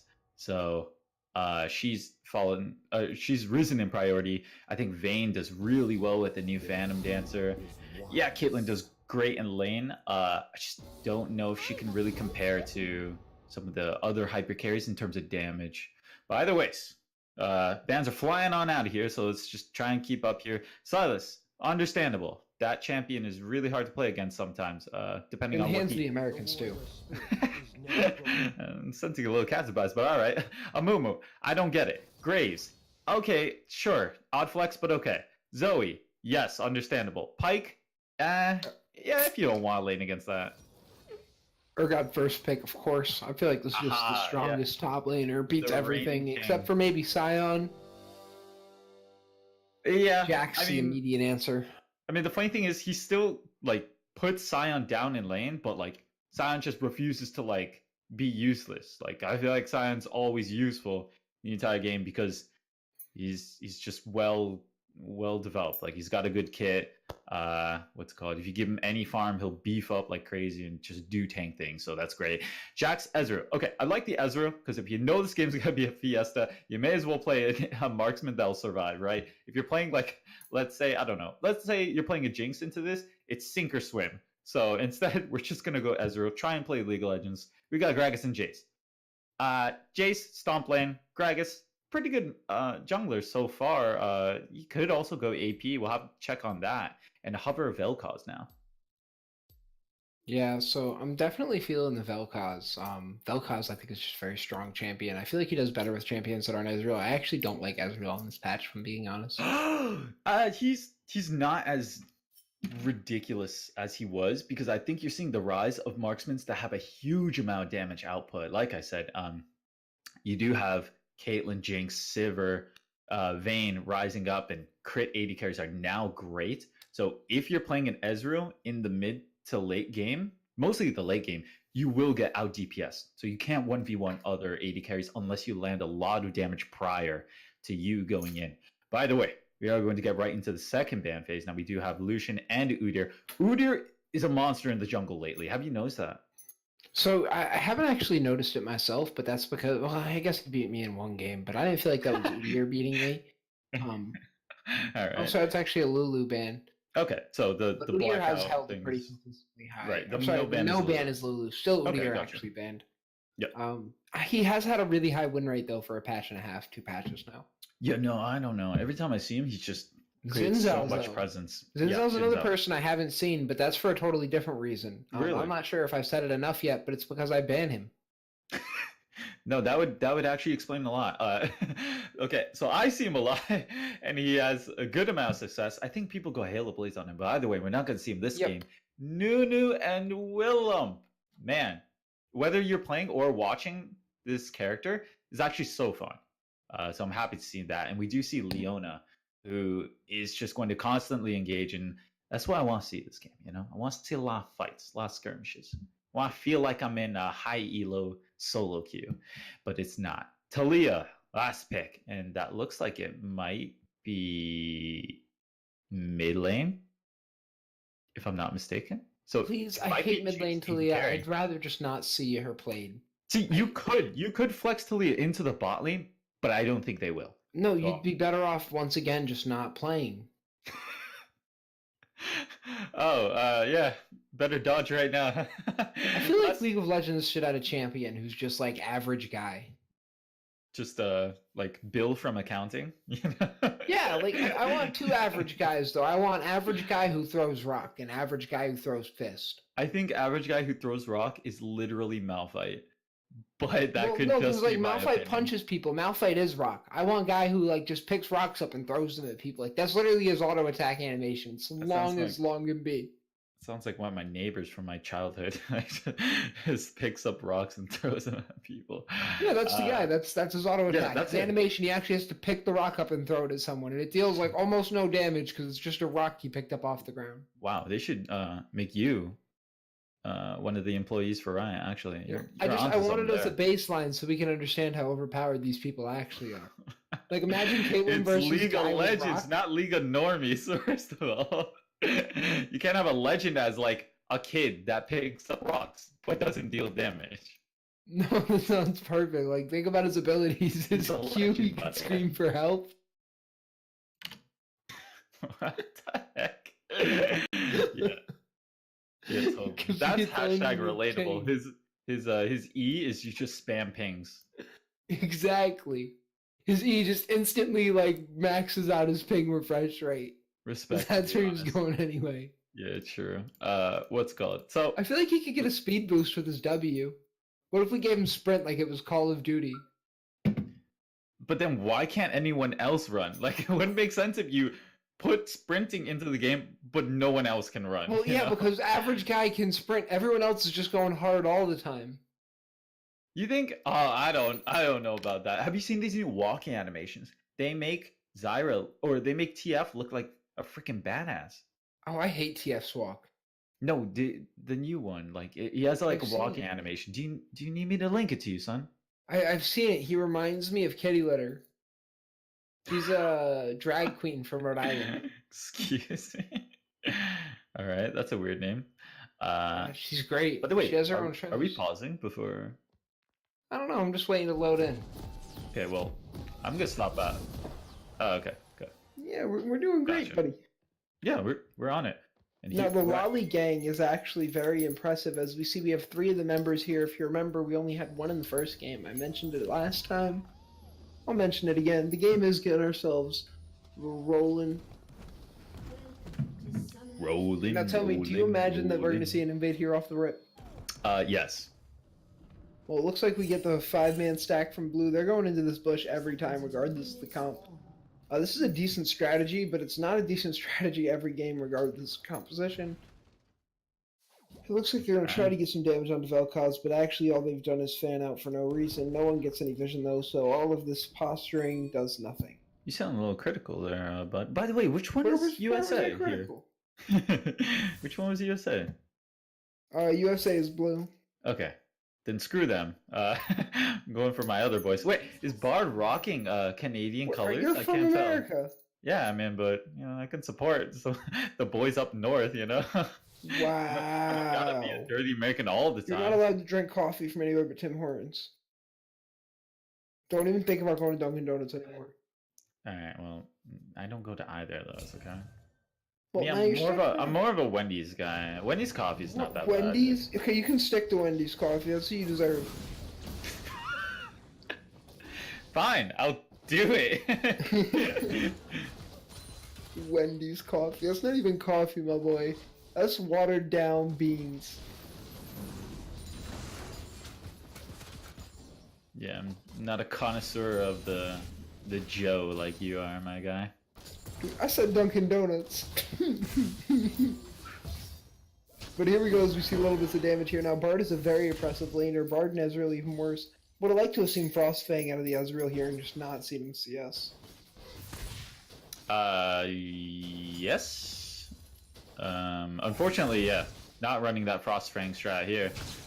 But I'd like to see the Jace in the bot lane. We don't see enough of him, but he definitely is viable. He has this window of opportunity, which is now.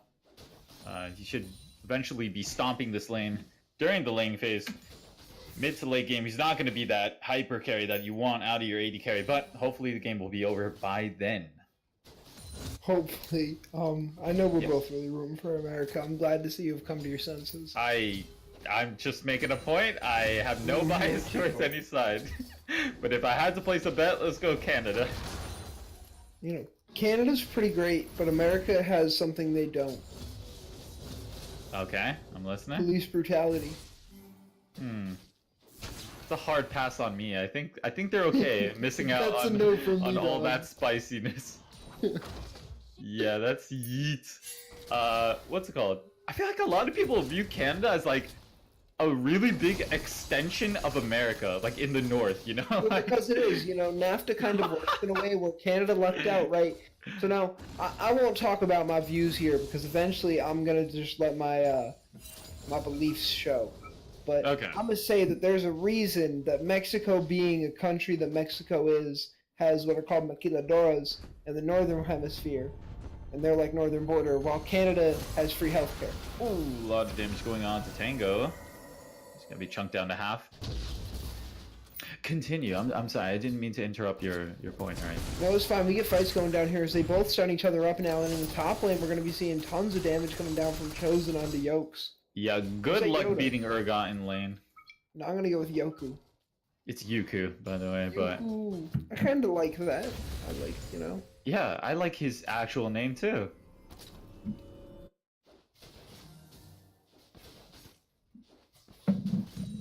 Gonna keep going here.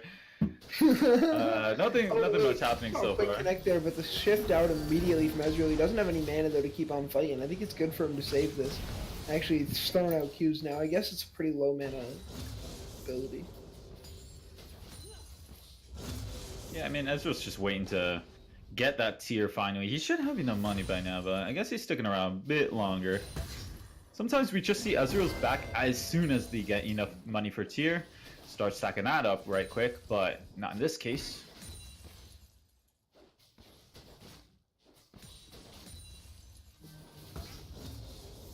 The Jace really isn't dealing as much damage as you'd expect for him to deal, but he is shoving the lane in. I think Ezreal will at least end up down, what, 3 CS? Not too much. Yeah, it's gonna be ending up around 3. He dropped to CS. It's 4 CS now. Wow. Game breaking. Way to make me wrong now. This game is extending into the 5-minute mark without a death. Very Insane. uncharacteristic. These people must not love their countries.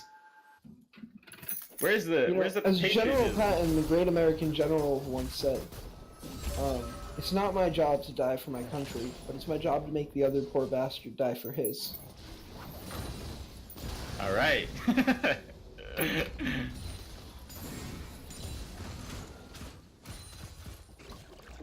Just a reminder, he was American, not Canadian. Okay, because I was confused there for a second. I know, I could tell by the way that you were stunned by his greatness that you must have thought that he was Canadian, but All actually, right, that was my first American. instinct. Yeah. great Q here lines in the top lane. Urgot's actually doing damage onto the level 6 Jax. That feels really bad to be Jax. You know, the bright side between the dynamic of Canada and America, as we do see a gank in the mid lane. The big Oh, snowball. Tokyo That Drift. was the biggest snowball ever. Oh, just build a wall. Build a wall like the Americans. I just realized that might be why the Talia pick is here. It's to build Very a wall. clearly just wall building and that type of weird pick. Great spot there. That's actually hilarious. I Top tier hope commentary. that's This color casting is just unrivaled. why. I cracked the code, boys. It's the Da Vinci. No, Leona's going to immediately turn. Yep, there we go. You can just tell. You can see it in her eyes is what she wanted. Now Bard's going to take the trip out. Does That get was- healed. The Ignite and Grievous wounds are down, but still the heal's going to only be half as effective. Half Yeah. is all you needed though. Talia Q comes out. That still deals big damage if you're alone in the jungle. Now here comes Jax. Jax is going to stoke the backline. It looks like everyone's going to disengage here. Tell me, how do they get this Drake? Tell me, how do they not get kills? What's wrong with these people? Let's see some bloodthirsty action. How about everyone meet at Baron? Or Rift Herald, technically. So the kills are definitely staying lackluster here because everyone's playing safe and kind of trying. Because to everyone get this one actually out. wants to win for their country. Well, you Unlucky. don't want to end up 2-1. I mean, if you end up 2-1 this ARAM game, it's not guaranteed. It's ARAM. It's true. It's a... You want to have the ability to go to Summoner's Rift. You don't want to come down to a 50-50 and be on the side where one means you lose. True. It's a can of worms, that one. You just sort of No, start I'd like to rolling see the Urgot dice. actually freeze up here on the top side.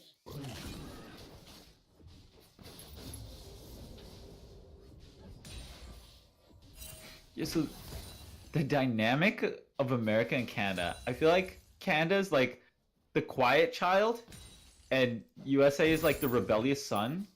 So like USA is causing like a lot of trouble. Like he's a monkey jumping on the bed and everything, and everyone's like, no more monkeys jumping on the bed. You know, so they're like all yelling at America, and Canada's just sitting there, you know, real quiet, just like reading books and shit. And he's not getting attacked. He's not getting any death threats or anything like that. So nice dynamic, to be honest. I see Canada as more of an economic slave to America. And a de facto master to the other slave whose name is Mexico. Jesus Christ. Can we for 1 second not mention Mexico anymore? This is about North America. Well, yeah, Mexico's a part of North America. This is exactly why I'm mentioning it. Is Because it not- people like is it- you have is it not decided part to of Central? whitewash history and make it so that Mexico is not North America. Is it Oh not my part of god, Central? yes it is. It's a part of the North American Free Trade Agreement in which we don't include Central America, which is on the same continent as North America. Although here comes a snowball, that's going to land on the Gragas. Nunu's all the way in, the vaporizing ray comes down. Nunu secures the first blow, but Leona comes all the way in, that's going to cancel the Nunu ultimate. Gragas cast is going to hold him in place, Leona's forced to flash out, and that's going to be the full-on disengage. Maybe now their eyes can settle onto the dragon. Yeah, my boys from Canada. They did it. They are going to probably secure this dragon too. Nunu has a great job securing with the consume and smite by his side, so that combo is going to come in clutch for him. Gonna be an Ocean Drake secured up. Good start overall. They are down a little bit of gold, 100 gold. Not going to be the biggest difference.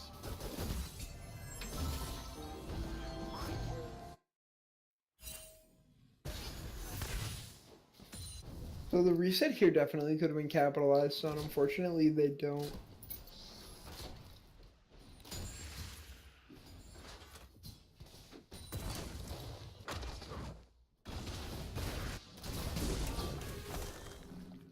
In the top side, it's looking like we're not going to see a lot of action happening for a while unless Gragas makes it happen. I don't imagine Nunu can actually gank for that. Yeah, we'll have to see how it goes. In the mid, the Vel'Koz back is really big too, especially with the Nunu back being timed exactly with it. Right, so that loose mid's top going to be... especially. Okay, yeah. I mean, they won't be able to react in time, yeah, so I see where you're going with that. Still, Jackie Chan just waiting in these wings. We do have the Talia roam as well. Nunu's heading in that direction right now. The Yuku's getting real low predator pop. Now he knows something's wrong. Yeah, he's trapped though, and the snowball's not going to make a difference. He does flash, and hope the wall would even drop just a little bit sooner there. The chains connect, but the heal comes out before he's able to eat just too much damage. The flash comes out, I don't think he knows that he got healed. Vaporizing ray comes out, but that's not going to be needed because he uses his Zonias, and now the Q comes down, that's going to secure Krugs and the Gragas. They're just going to escort themselves out of here, not even going to take the control over their troubles. A few Qs land on Talia. The snowball's actually going to connect here on Urgot. Yeah, that's a really big issue as the wall doesn't knock back anybody. The channel comes out from Jax, doesn't connect. Big Q whip out of Talia here. Urgot is still alive, and Tango picks off one on the back line. The W comes out of the Vel'Koz, and here comes another Q channel. That's going to pick up the double kill onto the Nunu, and now here comes Talia with the blue buff. There is nothing but warp ground ahead, though, and that's not going to be enough to kill on the Vel'Koz. It looks like a 2-for-2 on the top side. Alright, lots of stuff happening here, but ended up being a 2-for-2, like you said. I love the reactions, actually, from Canada, from the red side, that is. They seem to react very quickly to the dive. We're able to turn around the first kill onto the Gragas really quickly. Then that turned into a skirmish. Ended up being an even trade, like you said. We do have around a 15 CS lead for the Urgot, but I don't think that's going to mean too much at the moment. Jax does scale very well once he gets his core item build set. Yeah, there's nothing but scaling, I think, on the side of America too, though. Like, Jace is just going to keep on pushing and so will Talia. And they'll ramp up right into the mid game. I think Jax will definitely dominate in the late game with Vel'Koz Ezreal, but Yeah. there's something to be said for that window they're going to have, because I'm talking like 6 items, maybe 4 he could pull it off, but I think he's gonna need 5 or 6, right? Because you have to think about the defensive items he picks up after his 3 staple. Right, definitely. Because right, isn't it? It's gonna be Hydra, and then it's gonna be Trinity Force and Boots. Right. So the question is, what defensive items does Jax pick up to deal with everything else that's on the team? So you could look into stacks. You could look into Spear Shojin now, which does surprisingly well with him. That is the old Essence Reaver. That is the new Spear Shojin. So that. So those are all if you're ahead. He's 0-1. He's thinking about tank items, I think, for those last 3. I think he's just thinking about the split push, to be honest. Really? Because like I see this as looking like you want an adaptive helm to deal with maybe the Talia. And then you Like, also there is a good amount of poke on that side. I just don't know if he's gonna end up grouping or if he's just gonna relegate him. It all depends on the playstyle of the top lane, I feel like. even hopefully he'll group. I just think that like split pushing only works when you're ahead. Right, like the playstyle that you're articulating for Jax is a playstyle, and it's one that works for him, and it's one that we see him most winning on because he wins when his team's ahead, right? I just don't think he can afford to do that. Like, he may even have to go into a Titanic instead of a Ravenous Hydra. See on that one. Well, I mean, it's just if he really wants to win, right? If he wants to give his team the best chance to pull off a victory. Because you really don't need the lifesteal, you need the health. Although, here comes Nunu, the big snowball, constantly landing on the Tango. No damage coming in out of Vel'Koz until Vaporizing Raids land. And Ezreal's going to pick up the shutdown goal, but the ultimate Zohair takes that extra turret shot, though, just to make Switch go oh. Yep. Made me go oh. He did it. I've been pranked. Lots of damage on the edge one. Knock up. The Ignite comes down, and Leona just always seems to have flash up when she needs it, but this time so does Vel'Koz. That's going to pick up another kill. Now it's 2-5 in favor of the Canadians.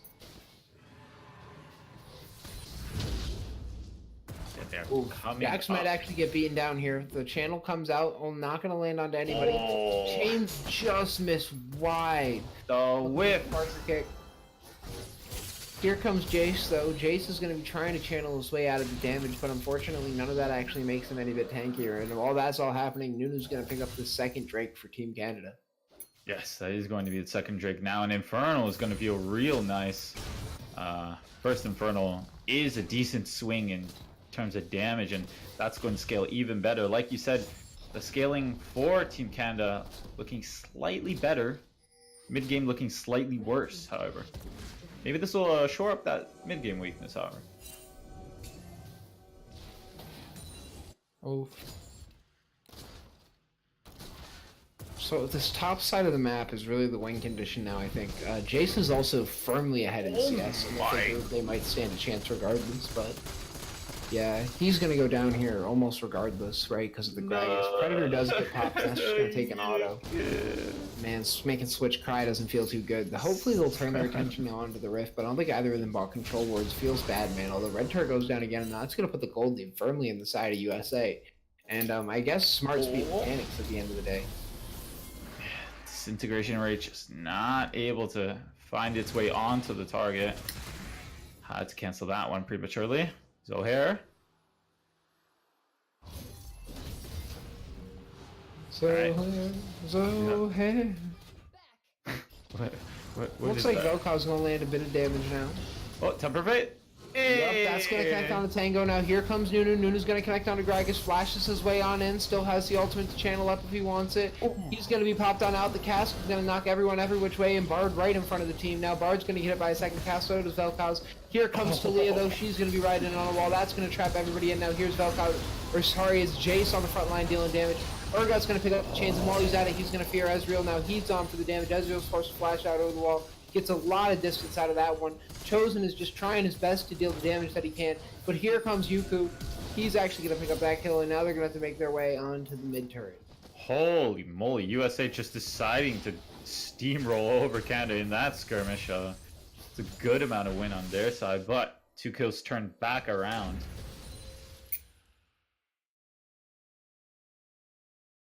I think that might have been an even trade, in fact. I'd have to double check though. Let me see. No, I'd really like to see them turn their attention here onto the Rift Herald. Yeah, no one seems to be biting on that one. That is my love. My Shelly? everything. You're into Shelly? She's so cute. Respect, to be honest. Some people like tentacles, other people like giant river bug things. I just like crabs. watching an outer and inner turret go down. Alright. It's so beautiful. Especially when the plates are still up. Oh. However, we're not gonna see that this game though, but Yeah, unfortunately not. We may not even get to see another game on Summoner's Rift. did you read the script or oh Oh, there's Okay. Jack, so he's going to land himself onto the Urgot. Now, Urgot's going to jump out. He's already ignited. That means no heals. He actually I feels don't know very about quickly that. and stared up by the Bard. Bard's going to go down on the back end there. Ezreal's going to land some. Here comes Leona, though, to save the day. Disintegration Ray comes down. That's all onto Tango, and now Vel'Koz is in a really sticky position here. So is the Nunu, and that's who they turn their attention on. He's stun locked up. Please get that E. The E's going to hold him in place just a little bit longer, and Cass pulls him back just when he thought he was done. He gets stunned up and knocked back, and I actually think that knockback from Talia saves his life. yeah, was able to get the Wow. consume as well, so he walks out of that I one. hate this champion. Bro, I love watching Nunu. This hate guy Talia. doesn't die. Look, he's almost full HP. Here comes Talia again. Yeah, he's just right back up. Just like you were saying, you love this champion. He is just healing his way through. And Talia wastes the ultimate again. I really just feel like this Talia pick is wasted. And I don't know, maybe I'm I just don't know, salty man. because I The used wall? to be a prolific Talia player. Like, I loved her. In the jungle, in the mid lane, I love her. And I can't stand the state she's in. Like her relative power in this patch, you're saying? Yeah, like, it's just so every time I see her in this game, like, it's just, it's frustrating. Yeah, they did butcher her quite a bit. Once she was relegated to the jungle, they were like, okay, we'll just not touch her after a while. And then she got really popular in the jungle, started stomping high elo solo queue, and then they were like, right, guess we just had to murder her entirely. They did give her a compensation buff after butchering her jungling prowess. So they were like, okay, we'll buff a bit of her lane, but she just never came back to how strong she used to be. Yeah, A couple patches ago, though. I think that might have Here we go, though. been, Vel'Koz is looking like he's going to get some damage. Although it's actually only Bard who lands things with the Ezreal. Ezreal's going to feel good to have got some of those Kleptomancy stacks rolling. Each one He is has two of quick to them. flash away. Little dance over this dragon. Obviously, you don't want to let Nunu get on top of that dragon because he does I have. think they have a chance to stop the United States here. Here comes Nunu, though, and he says, with a snowball, I got a dream. Bard's only going to stun up his teammate, though, and that's going to leave the snowball going rolling. Now he gets stunned up and locked up by Leona. The disintegration ray comes out from Vel'Koz. That's going to scare away most of the damage, and Leona goes Ooh. also. That's a double kill going over Jax. Dragon goes really low, and just like you said, once Nunu's in the pit and with the dragon, that's his dragon to take. That's 3 Drakes to none. And Canada is just firmly staying ahead of the Drakes. Barely in the kills, but the towers are a totally different story. Yuku goes down to Tango, and now Tango's going to show me wrong as he's going all the way in with Talia. And it looks like I shouldn't have ever said he was going to show me wrong because question mark things come flying down from his team. They want to know what in the was he doing? I don't know. Maybe he's doing his best Trump cosplay.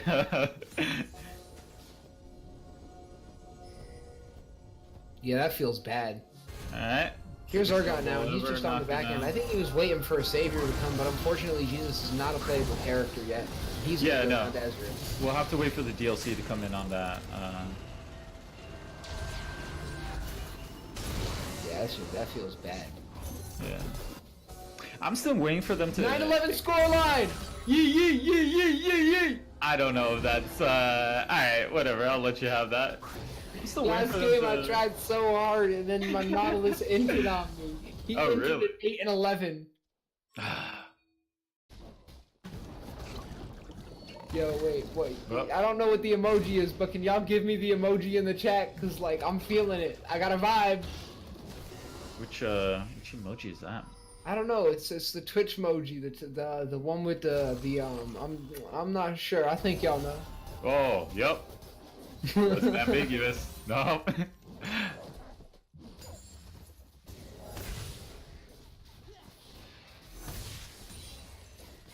Still though, gold, just 2k advantage for USA right now, despite being behind on Here we kills. go, and that's Tango, yeah. It looks like your boy Nunu's not going to be able to get this one, I don't think. Although Jax is definitely able to set him up, steal that away. Don't you dare talk about my boy Nunu like that again. I really wish I could play Nunu. The old Nunu I had a 70% win rate on. Yeah, because he was like you could literally pick him up and play like a platinum player with like 50 games under your belt. Yeah, it was really fun. The guy required almost no mechanics. That's why I play him. Do you know how much I hate mechanics? Yeah, I'm allergic to mechanics myself, to be honest. Like, I'm just bad at the game. I know if I have mechanics, I'm not winning. Like, look at this play right here. We'll watch what happens. So there's a flip. Alright, Jackson's gonna get much of the damage down. He gets 1 W. If that was you, you would have gotten hit by that, by the way. There's a flash there, but the Q damage. Now, I think Urgot has a chance there, right? If he mechanically lands the ultimate, he gets that. But just like me, mechanics are an issue. Now, the Stunlock finally goes down to Vel'Koz. That feels really good, as he's the one who has the most of the damage. But Ezreal is still free on the back line. Someone has to touch Double B. Please, someone touch Double B. And just like that. Oh wow! It finally looks like Jackie Chan's in there, but he touches on the Bard. Still, no one looking for the Ezreal, as now all the damage goes down onto the Nunu. And I don't think anyone's ever gonna get to Double B. He's out. He's out. He's just gonna land a couple Qs, get another arcane shift out, probably. Might even pick up a kill. Wow, he's actually gonna force that heal out of him. Although here comes Tango. Now Tango definitely has the damage to kill Double B if he gets close. But while all of this is happening, your best buddy Jax is sitting in the bot lane, just trying to eke out these advantages for Canada. Here comes Chosen though, and Chosen's gonna try to get the kill. Now tell me, do you think he has the mechanics to land the ultimate this time? Oh, apparently he does. He does. Look at this. See what I mean? I don't have those mechanical skills. I couldn't have done that. Cursor. That's a skill shot. And he pressed the R button. Hey, you have to press it again. I know it's like you're right. fishing. He pressed it twice. That's like even if you catch fish, actions. you gotta reel him in. You're right. Man, that's what I keep forgetting to do. That's why I don't catch fish, dude. See, I'm telling you, I couldn't hit R like that. He couldn't hit R the first time either, I guess. So maybe we both shouldn't play Urgot. I don't know. Agree. Agreed. In fact, no one should play Urgot. I think everyone should. Like, if you're a top laner, Urgot. Alright, you're right. But does everyone? He's so beautiful. You know what's the new flavor? New flavor is Yorick, my guy. Especially when you're spectating Yorick's a nice and you get ear cancer from those ghouls. Well, so Yorick's level 2 is really dirty because of the ghouls, for sure. Oh, yeah. But Yorick's always been strong. Like, he's been a sleeper, but someone finally woke him up and was like, hey, you're up, bro. And he's like, hey, I'm good now.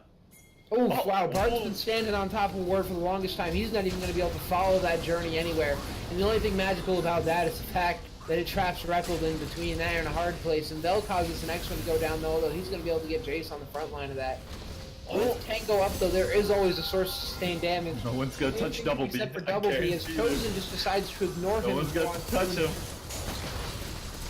There's Fear Beyond Death. I'm so sad of seeing Double B just live and God knows. I mean, at the same time, though, you know, this is the part about Ezreal that not a lot of people realize. Like, yes, he has an insane amount of slipperiness. The thing is, he doesn't put out the DPS that you would always want. Yeah, that's for sure. And I think that's why he's sitting here with less kills than the two people who are dying so frequently, right? Because, like, just with all the time he's been given, he should be dealing a lot more damage. Right, yeah, it's just... and I'm sure in the hands of a better player that would land all of his Qs, yeah, he would have an insane amount of DPS. But, you know, that's just isn't everyone. Skill shots. He's looking like an Overwatch carry right now, to be honest. What's that supposed to mean? Does that make sense? No. Unless Do you know how in Overwatch, how, like, their DPS just fire all the time? Okay, yeah. That's how it feels like when you watch Ezreal. He's just non-stop. He's just doom, doom, doom, doom, doom. Oh, I see what you mean. Yeah. Yeah, when you're watching Overwatch gameplay, you're like, huh? These guys are eating bullets like it's lunch or something like that. Like, the heck's happening here? That's just the game, you know? You just have Lucios same thing and can be said for my new love, Apex Legends. If anyone wants to play with me after, y'all can add me. It's okay. Ooh. There's a hot invite. Slide into his DMs. No. I got a loving girlfriend. Her name's Renee. Oh, Sliding into my DMs. but are the DMs open though? Just No. asking for a friend. No, Swiss, they're not. I have a loving girlfriend. No, not for me, dude. I was just asking for a friend. Uh-huh. Why are you making it before about this me? gets oddly sexual, we're gonna make our way onto the gameplay a little bit here. Now, to break down what's been happening for Yeah, you, it's been there's nuts, 33 kills in 28 minutes. That's a lot of killing. That's a whole ace worth of kills in minutes. You're not wrong. Almost have 1 kill a minute. We have a little more Here than 1 comes kill a minute. Gragas. He's going to try to expand the kill lead a bit, and Double B might actually go down here. The Gragas cast does it almost entirely unaided. They touched him. There. Disintegration comes out here. That's only going to land on Directl though, and now it's Nunu who's looking for him. Nunu's going to pick that up though. The fight extends on a little bit longer as there's going to be some word clears going on. But it looks like everybody resets. 18-18, still minute 28. Would you believe it? We are still just about dead even here. Do have USA going on to this Baron now, but Nunu. Looks like Canada are going to approach this, try and contest it. Leona's there though, and Leona's without ultimate. That means she's lacking a lot of power. Urgot's the one who flashes not in those land it. misses that. That means they're going to peel off Baron, and they peel off Baron for nothing. The slowest snowball ever goes rolling, and it goes rolling like a haystack, misses everybody. There's an analogy in there somewhere. You're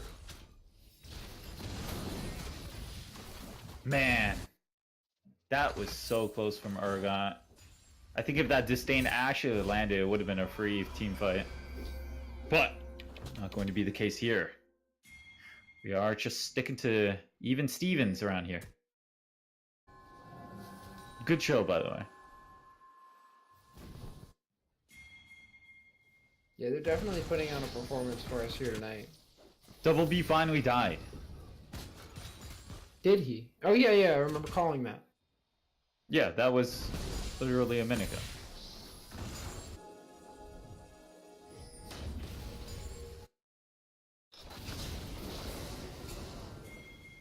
Here we are on the top side though, and Vel'Koz is running into the enemy base now. That means he's running into what we call selective suicide, when Tango decides to hurry the process. Yikes! Now Nunu's the one who decides he's going to go down on the front end of this all to Tango. And it actually is Chosen who picks it up. Leona misses wide with the E. Bard's only going to take a journey across a turret, and that means he's not going to get far at all. The slow is massive though, and his damage is nothing to be scoffed at. You know, you gotta feel bad for Willem. Because Willem's just, you know, the Yeti. It's like, it's Nunu controlling him. No, But that's how Willem finally has been given his own name in the title and everything else. It was one of my favorite things about the update. The champion's name is no longer Nunu, it's Nunu and Willem. Well, Willem he's is still a sovereign being individual who controlled consents by- to everything he does. Do you remember? So have they changed the Nunabot skin? Because I believe in the old Nunabot skin, there were lead controls on top of Nunu that was, or there were lead controls on top of Willem, and Nunu Yeah, was that's like possible. he was controlling him, like basically in that So, skin. yeah, but you have to remember each skin is canonized as being a separate alternate universe. Yes, you're not wrong. So who do you think's in control? Who wears the pants in that I think relationship? that Nunu Is it consents. Nunu or Willem? I think that they converse and that they're probably being controlled by what's his name, Zohair. Like, I think Nunu's a consenting individual. I think that Willem's a consenting individual, and that's why they're finally Nunu and Willem. Eventually, we'll recognize Valor, and they'll become Quinn and Valor. Yep. Well, Valor has way more choice. If you want to talk about choice, I mean, not even the Yeah. summoner tells Valor who to mark. Yeah.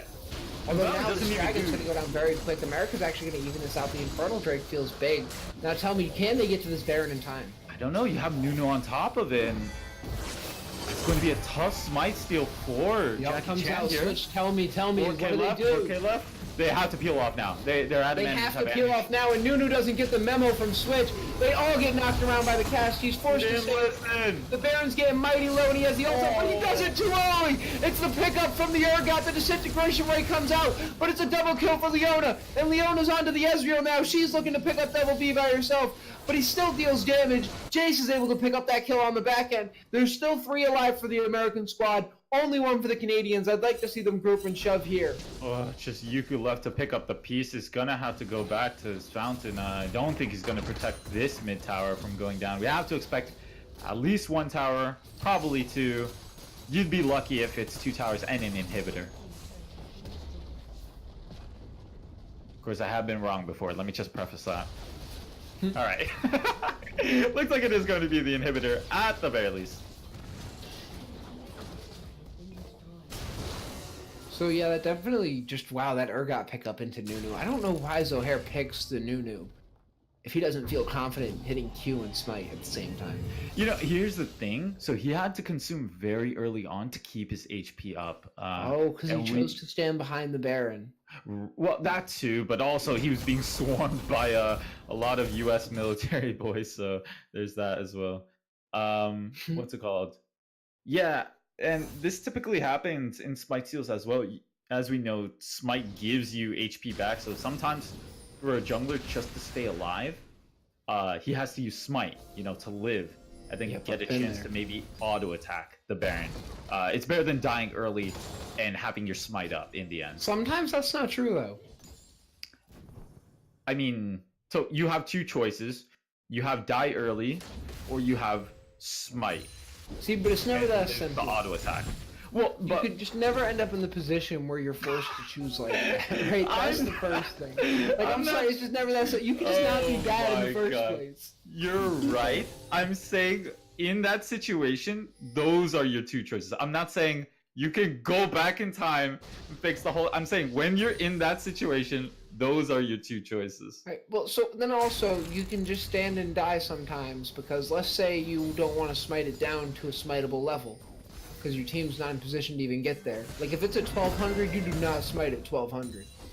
You know, I think teams end up in positions where they go for a call. It turns out not to be the right call, but they still have to commit to it because that is what their entire team ended up doing. That's at least what 50-something kills would tell us, right? Oh, this is really bad for the 2 of them, and that's the disintegration ray coming down. They're going to pick up Leona. That's the payback for the double kill, and she's going to eat 2 deaths of her own in retaliation. Nunu, Nunu, though, the biggest snowball ever. That's going to connect onto Urgot, and now Urgot's going to be the one to pull Nunu back. He's just being ping-pong balled around right now as he's knocked back, forward, sideways, flashes out, and then is pulled right back in by the chains. Poor Nunu. My god, yeah, that feels bad when you lose total control over your character. You're not wrong.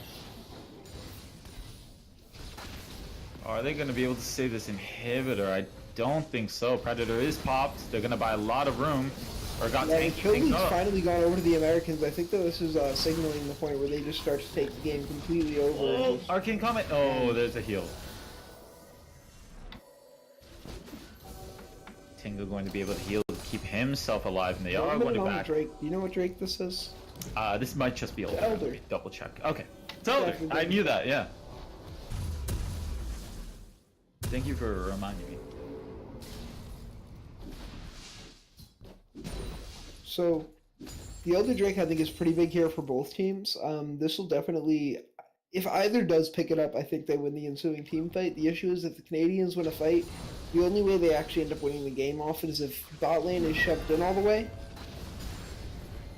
I'd like to see them make that macro decision to have someone always shoving out bot side so that way they can end. Right. It's tough. You do have a lot of engage on the other end. Leona, huge amount of range with that solar flare. So you definitely need a very slippery champion down that bot lane. Prefer to see the Jax, but they are going to be relegating that Jax to the top lane so that he can TP just in case there is a fight that breaks out by the Elder. And here comes the approach. Looks like they are going to start the Elder now. Already down to 2/3. Wall comes out. Nunu, oh, just could not get himself onto the right side. Temper Fate not going to connect, and Wow, and that's going to be the Elder Drake going over without even a contest. Nudu's going to get pulled right back in, and I think this is just it as O'Hare. But you didn't have to use the chains there, Chosen. I'm sorry, that's a great ability, but you just... that's Like, I know you want the kill, man, and I know you're not Domestic so good at abuse. landing it, but like... two-shot barrage. Gonna get a little damage, but don't know how much work that is going to do in the end. You know, that is a Hextech Gunblade on Ezreal. I actually haven't seen that. That's Yeah, new. it's a fine item. If you think that you need to burst people, you're not doing enough damage. So I suppose he traded his Blade of the Ruined King for that, though. No, they are going to rotate right up over for this inhibitor. That feels good. This also feels good if you're Canada, though, because you're going to be getting double super minions walking in. That's a lot of gold. Right, yeah. That is the one silver lining when you do have all your inhibitors down. You get free delivery on all minions.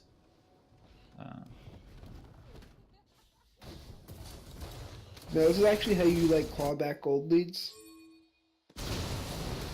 The issue is with Baron up, you have to respond. Yeah, Baron. Nunu would have to outsmite them now. The Talia wall's gonna zone, but it doesn't, I don't think, zone too well. Nunu does not have flash. He's in deep. Yeah, he's actually gonna dodge out on the Leona ultimate though. Now that'll cause disintegration coming down. That's gonna get Jackie Chan as they're gonna see Leona flash out now. Here comes Jax. That is Jax goes for the huge. counter strike. That's gonna connect, but it's actually Leona that cancels that. Even though she's under the tower, it looks like, even though he's under the tower, it looks like it's her. They Super turn their minions. attention right back onto the Baron. TP into the base. Oh, this might be the chance to end here is now. Double B. This is 100% double B going down. Jace just deals so much damage now. He's going to be able to pick up the Nunu now, and it's Urgot And you versus can Jax save in the base. We can't see that fight because there's so much going down there. But it looks like the Jax is actually the one coming out on top as he's still fighting his turn. He actually pulls him in, but there's no triumph. Wow, GA. Wait, GA pulls him up, but it God, doesn't it's still kill the Jax. Jax is going to die to minions. There's too many minions to stop the onslaught. And that's going to be the United States of America pulling off another win. Ooh, sir! Ooh, sir! Ooh, sir! Oh Traitor, my god. you Benedict Arnold looking. Bet you wish you were rooting for United States of America right now. No, Ooh, there's sir! Ooh, sir! up, dude. Man, We I built got the wall. Talia built walls everywhere. Talia built walls we didn't need, just like Trump. Don't worry. She built all sorts of walls. True, yeah. Who do you think's paying for those walls, by the way? It's all of us. I gotta say, those walls were actually quite impactful. Especially when Nunu had no flash up, it was just so hard to approach those objectives, and they ended up securing Elder Drake, Baron, and playing the game very cleanly. In the end, it did come down to a team fight, and you had a great TV from Chosen Lasmer onto the base. That ended up being a 1-for-1, but it didn't matter. Yuku was swimming in the minions. But we'll have to see if the United States of America can close out here in this last ARAM game. It's 2-1, United States of America leading, Canada behind.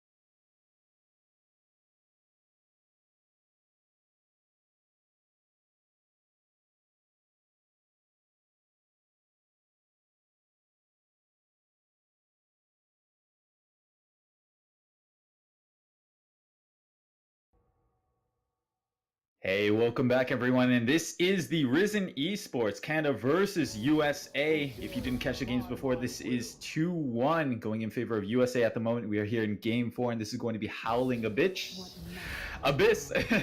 My name is Switch, and I am followed here by Sit Straight. How you feeling, dude? I'm a little confused after that. So your name is Swiss and we're on Howling a who? No. That was a typo, you know. We ignore I get those. it. It was a typo with the brain. Yeah, We're going to see Vel'Koz banned here. I think Vel'Koz a very strong pick on the ARAM map. Actually, wait, we're in the lobby, aren't we? Oh, We I can't are. tell. Can we tell You're the American spoilers. boys some intel? Are you here? If you're here and you're American, I want to help you out. I knew it. He's a double agent. Well, actually, you were always for America, so you're just.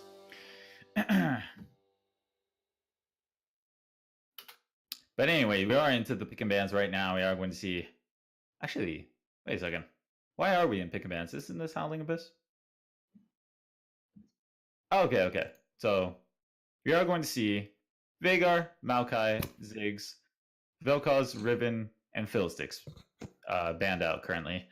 Since this is Howling Abyss, the band sort of makes sense. Like I could see why you wouldn't want some of those picks.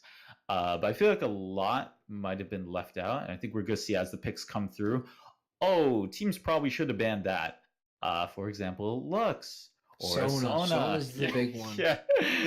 Sona Xerath. Wow. Yeah, a lot of things that probably should have been banned out, but not banned out in the end. So those are going to be left through.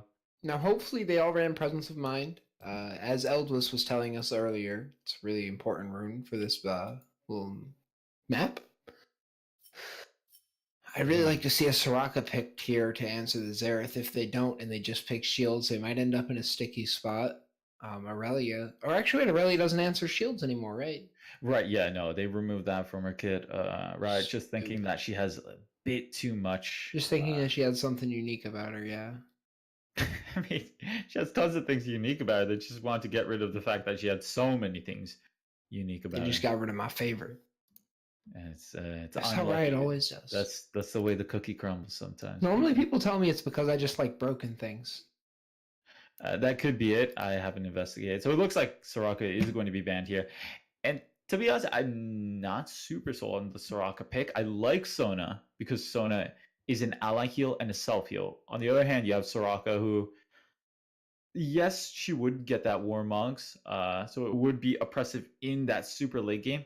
But early game, you have no regen for yourself, and it becomes very unsafe against team comps with picks like Xerath to land your Qs. So Soraka is going to be unhealthy, trying to heal the rest of her team, and that might leave an opening for her to get picked off. So either way, not going to be picked up here. We are going to see the Kog'Maw ban as well. Don't want to see that AP Kog'Maw in an ARAM game. Those can be very oppressive. I feel like Don't draft Zach. Don't. No. You know what they did though? They drafted Zach, so that's good. I don't mind to it too coach much. them. You know America what? should have called me up. If you open your DMs, I think someone might just slide in. So just leave it open, and then we'll see if someone hits you back up with that coaching offer. Oh no! I just want to coach them through this one game. So I tell them you lame. don't want Zach. Oh my God, you don't want Zach. You've already picked all this poke. You've picked a nice front line. You want disengage. You want maybe a Nami here. Ezreal's fine. Ezreal Nami would have been great. Do you want two supports though? Is that what you're saying? Well, either way, these are going to be the picks coming in. We do have on one side for Canada, Lux, Sivir, Karma, Swain, and Nard. Lots of heavy poke coming in on that side. And you have some crucial CCs. You have the light binding. You have Swain snares as well.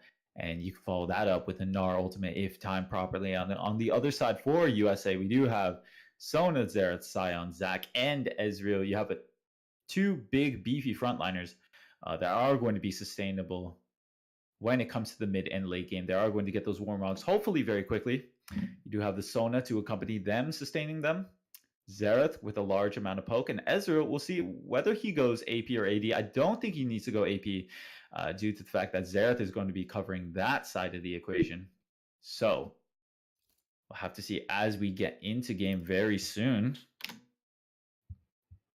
I actually think I'm loading in right now. This is exciting. Yeah. Oh, the Gnar I think is bad too. You know, and I don't mean to think that everything is bad. I just mean that when I think it's bad, I think it's bad. Uh-huh.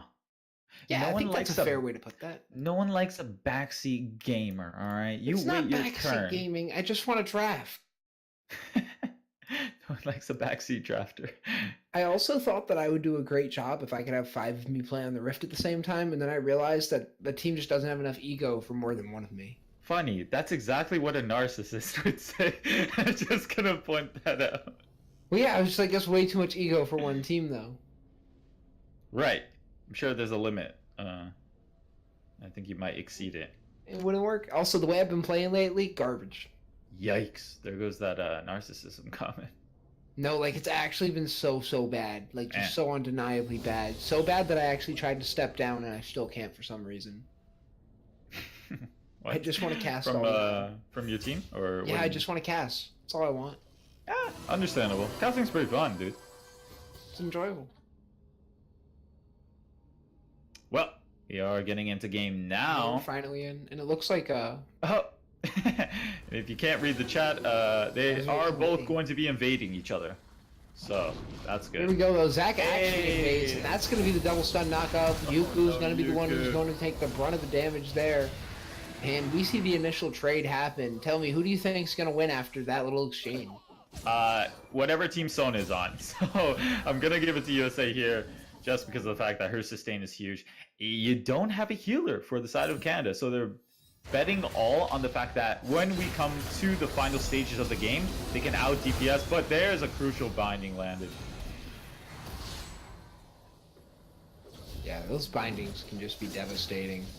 I believe that was the Swain snare chaining that up with the pullback. But either way, that is going to be the Ezreal going down, surprisingly, one of the more slippery characters on the side of US going down after a snare. Now we are going to get right into it. Yeah, so it looks like the teams are actually going to sort of take it slow for a second. I think they know that without a member, they don't really stand a chance on the side of America. Oh, they landed on too. So I gotta say, I'm loving the synergy between the light binding and the passive from Swain, being able to pull back anyone who was snared. There's another one. See a lot of damage going back down over to the Sona. And she's running out of mana very quickly. Did pick up that tier, but I'm not sure that's going to be doing a lot at the moment. What do you think is the most interesting pick so far? Karma, probably. Yeah, I was gonna say Karma. Karma, she definitely does have that window of opportunity. Not necessarily amazing with items. She takes advantage of the fact that she has ultimate before level 6. So if we were in Summoner's Rift, her laning phase would be downright oppressive. I mean, Zach is definitely a bit different too.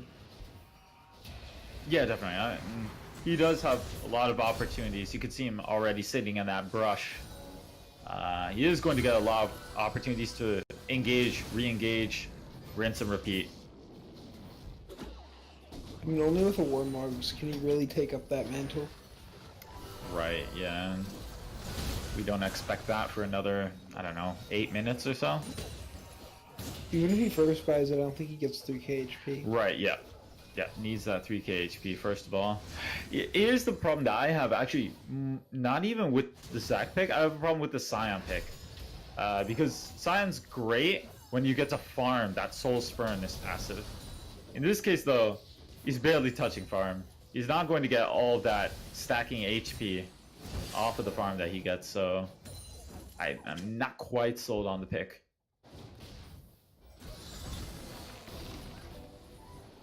Oof. No, I wish they hadn't picked Zac here, because I think Usa wins if they just have another support on their side. You just need someone who has the bubble to pick people in the disengaged wave. I'm telling you, it would have rounded them off perfectly.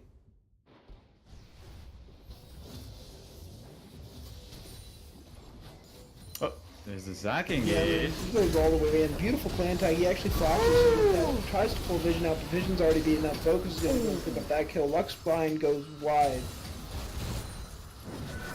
Yeah, lovely flash coming out for the Sona. Gonna dodge that Lux ultimate. Definitely earning the God Club tag. There Here we we go. go. That's another E, and he's going to land the Q this time, not into anyone else, though. Loving the aggressiveness from the Zac so far. He's at least trying to make the most of the pick, for sure. You know, I think you could have made the argument that you would swap out the Scion for a different pick. I think you need the front line. Here we go, though. He's going to actually knock them all together now. It's Yuku who's on the back line. He's not going to be able to deal much damage. Oh my god, yeah, Focus gets blown up by Baboom.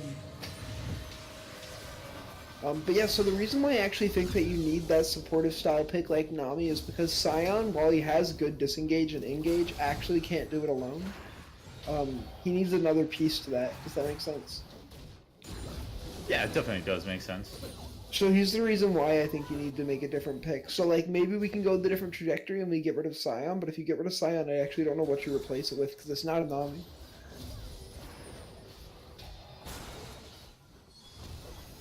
I'm just actually liking the Zac pick so far.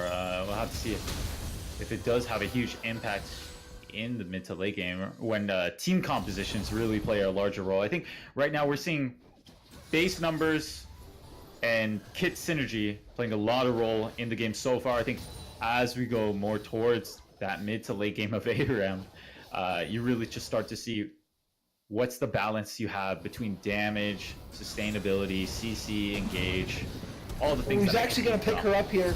Even though he's snared up by the Karma, he has his passive up, so all this focus on his action is going to make a big deal. Narda with the 3-man ultimate, he's still stunned in front of the turret here. These 8-ram turrets deal a bunch of damage. Zac heals up on the back end as Karma takes a bunch of damage from the minions. That's 2 flashes out, and Zac is right back up in the front line as he gets torn up and pulled away by Swain. Baboom's going to pick up another kill. He gets slowed by Xerath, but that's actually going to be a stun and a decimation coming out from Focus. Now it looks like it's Ezreal who's going to be trying to get a Kingsland down, but the Qs just don't deal enough damage when you don't have any items. Oh, nice final spark. Picking up sleeve support there. There goes the Scion. Just going to try and get a little bit of damage on the tower. Beautiful snipe. Focus now has 5 kills, by the way. Yeah, so Focus is just the team right now. Going to be able to back and buy everyone's every item in the shop.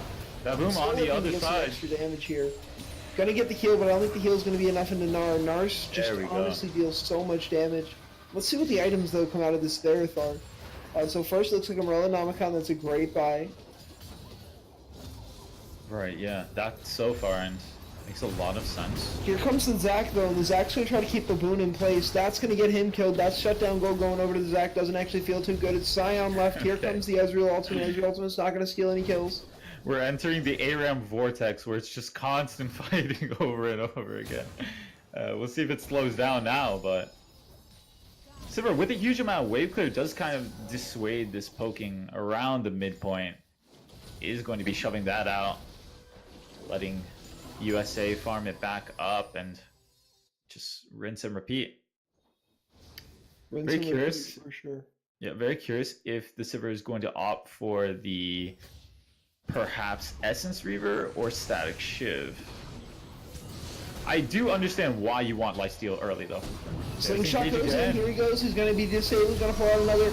That's going to be the Sona ultimate on top of all that, and a Xerath is just layering down charge after charge after charge. There was just way too much damage to deal with. The stun comes out, that's going to miss, but it's going to be the Slingshot which connects onto Karma. Karma's only going to need a bit of damage, so Sona actually eats way more poke than she bargained for, though.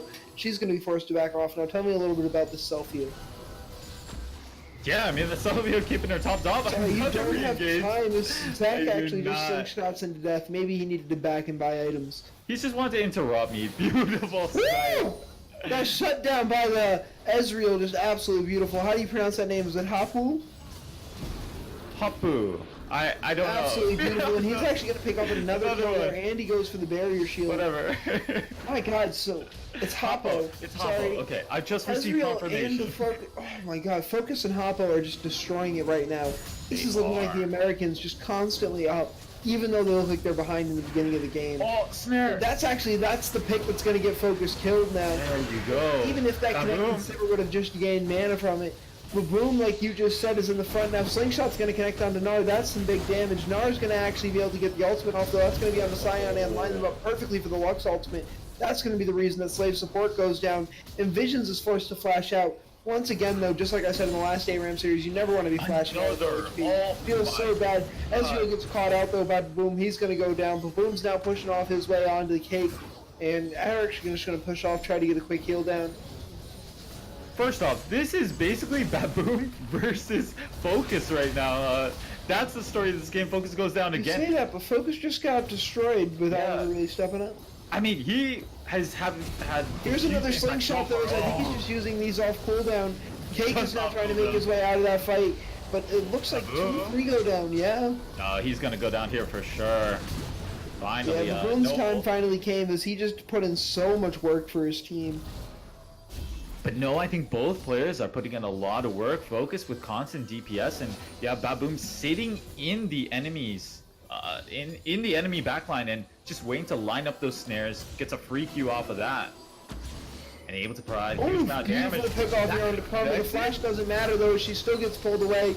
The ultimate's not going to land on anything here, but Minions. Focus definitely wasn't looking at the range on that thing. Must have thought it was already level 2. Unfortunately, it's not. What is that interaction? Wait, why is Focus level 10? Well, he did die a lot, I gotta say. He does have the most deaths on his team, so it is a huge flaw with Xerath, which is the immobility. When you're playing against... you're right, yeah. By the way, I'm talking about this this Swain pick, my guy, you know? Real sold on it right now. It's just wish he picked up that Zanya soon. Sure, he's looking to pick it up eventually, but actually, you know what? He can hold off on it. Right now, he's staying very healthy as long as his ultimate is up. Doesn't seem to be receiving a huge amount of focus. We'll have to see if that changes in the future. Another re-engage. Yeah, so this is looking like this one might be the one that ends up costing them the game. As Soda's only going to get the ultimate off on the one. Nar's going to get the double ultimate, though. Here comes out another ult from Lux. These are just ult after ult after ult. And it's actually Boom who just walks on out of the fight, kills Slave support on the back end, and Double B is having a repeat performance here, as now he wants to turn to carry. He's 2-1-6. He is just dealing all sorts of damage with the Bork now. Everyone's so unhealthy, except for that Sona. You can tell who took presence of mind and who didn't. And there we go, that's a pick onto Hapu, or Kapu. Zach's going to pop the passive here, but remember the turret actually targets those. Focus is going to pick him off right on the back line now. And Double B, actually, wait, Cake is able to escape there. Feels really good if you're this Zach. Never feels bad to live. Yeah, this Sona is just staying at full HP the entire time. Here we go, though, another slingshot. This dude is an absolute madman. Actually tries to flash forward and still gets the kill onto Swain. Although Jim is now making his way on the Sona pick straight through and into the inhibitor. And it looks like a beautiful ultimate comes out from Hopper again. He's going to just pick off Sivir, and that means Double B's down. They're going to push their way on, and this next wave should be a cannon wave. Tell me, Switch, do you think they're going to take this turret?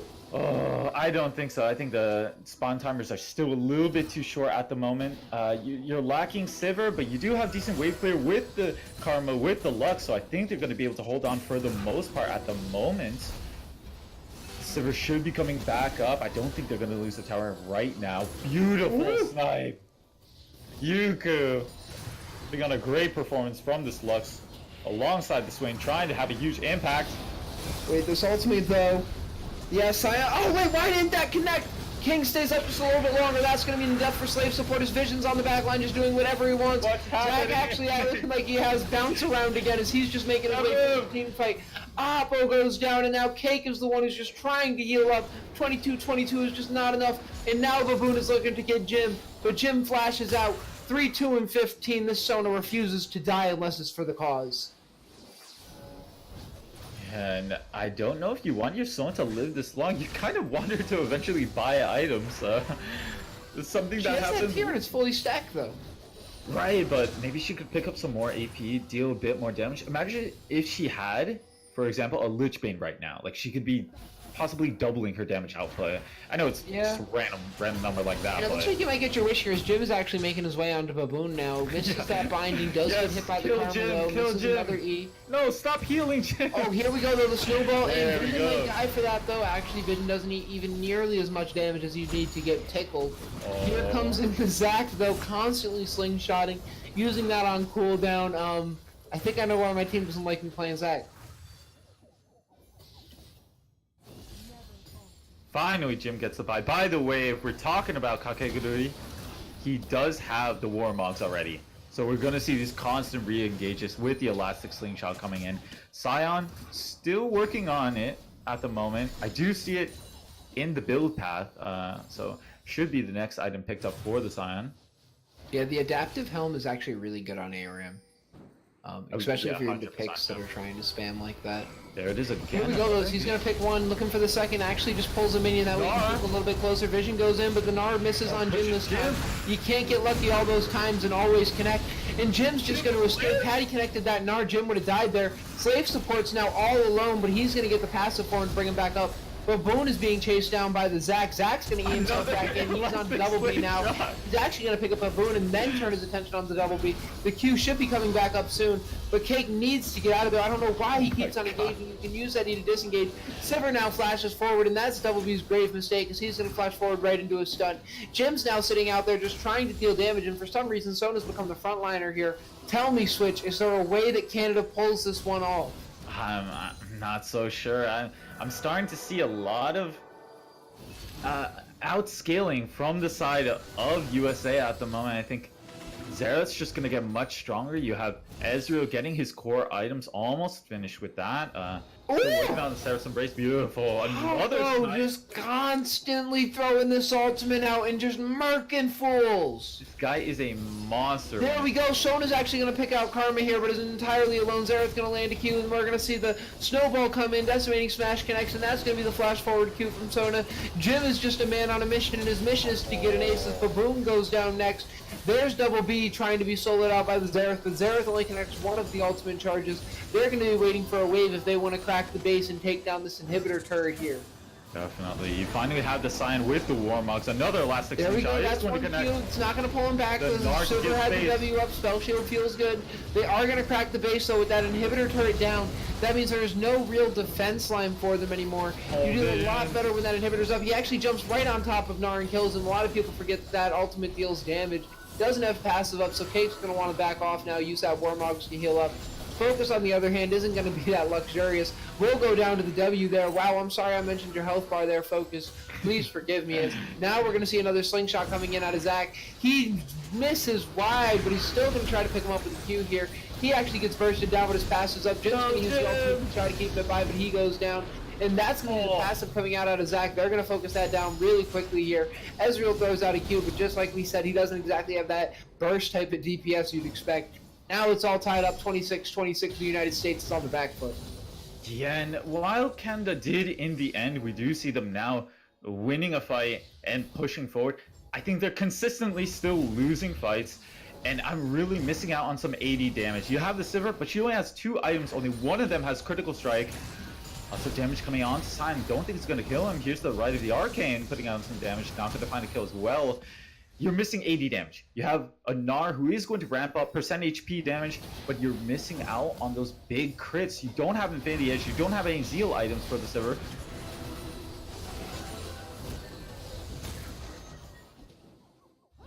And this adaptive helm must be Slingshot doing work coming right out. now. Here's a slingshot. He connects it onto the Karma. He's going to be pulling the Karma back off into the team. You know that means that a King's Land is 100% going to die here.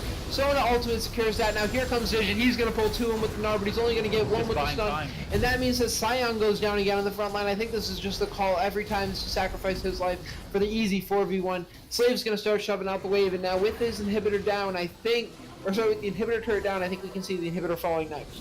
Yeah. Here comes Zac. He's going to land that, but it's not going to connect onto anyone meaningful. He's going to pull them both back together. Boom is on the front line, no doubt, and he's trying to use his ultimate to try to gain back a little bit of HP.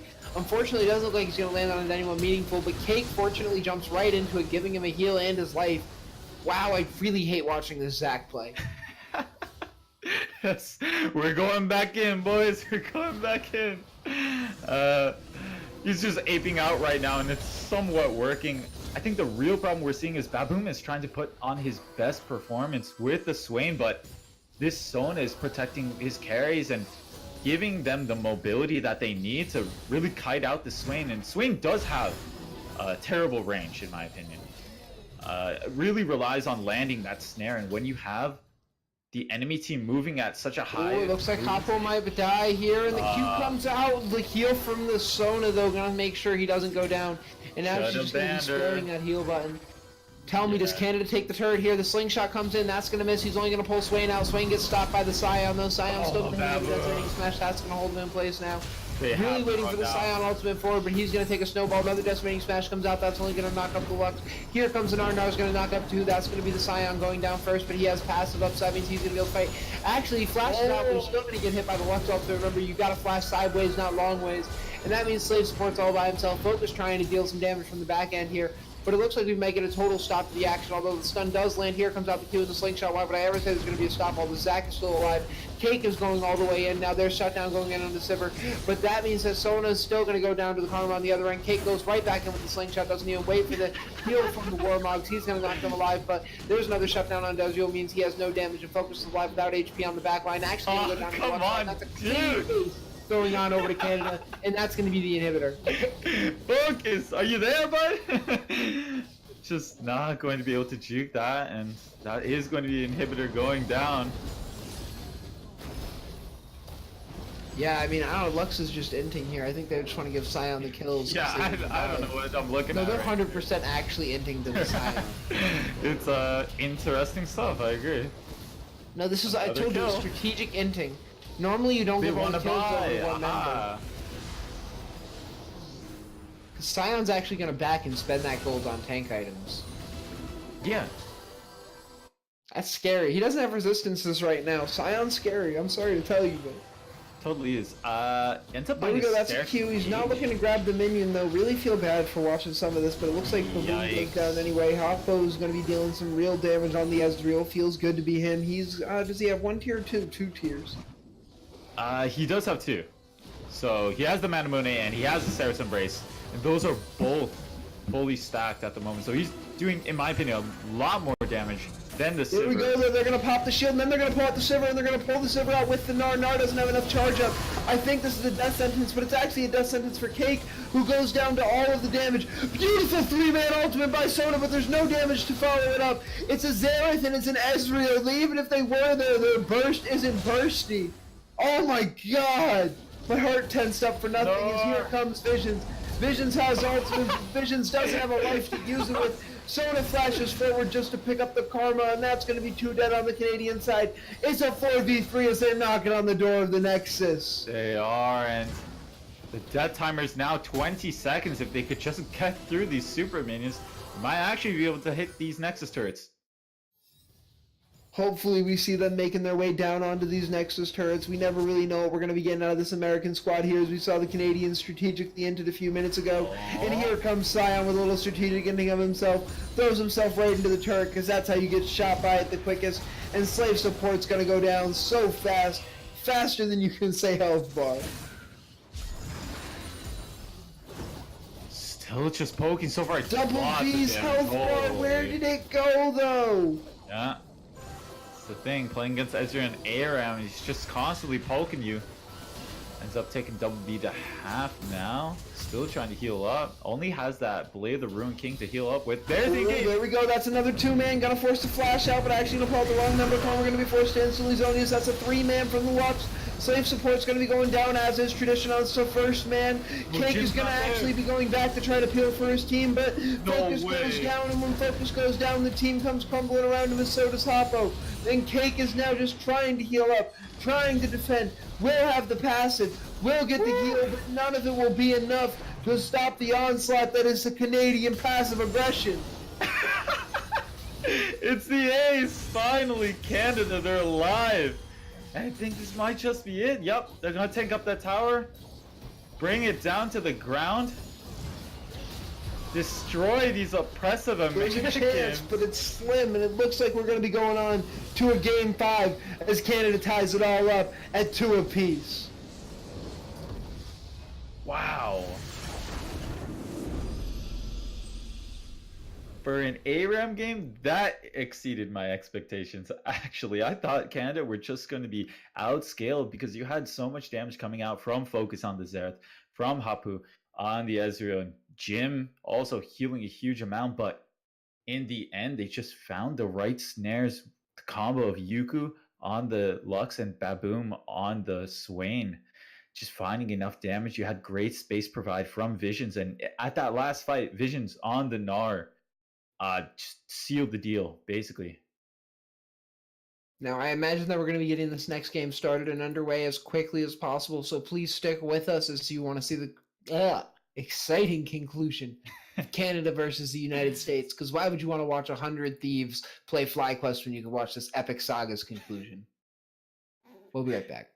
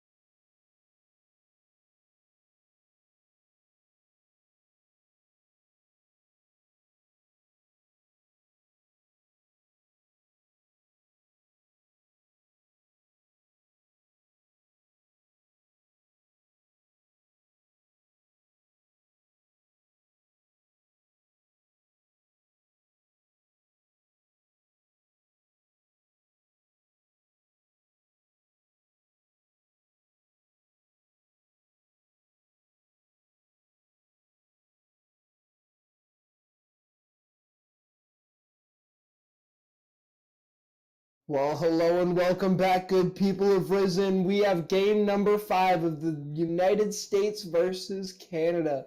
As we all know, Canada came back and won a heart-crushing game in ARAM. We're gonna have to see if when it comes back to Summoner's Rift, if they're able to do the same thing. Now, I was told by, I'm not sure which team, maybe it was both, that Summoner's Rift is where the real skill is shown. They don't think that ARAM is real.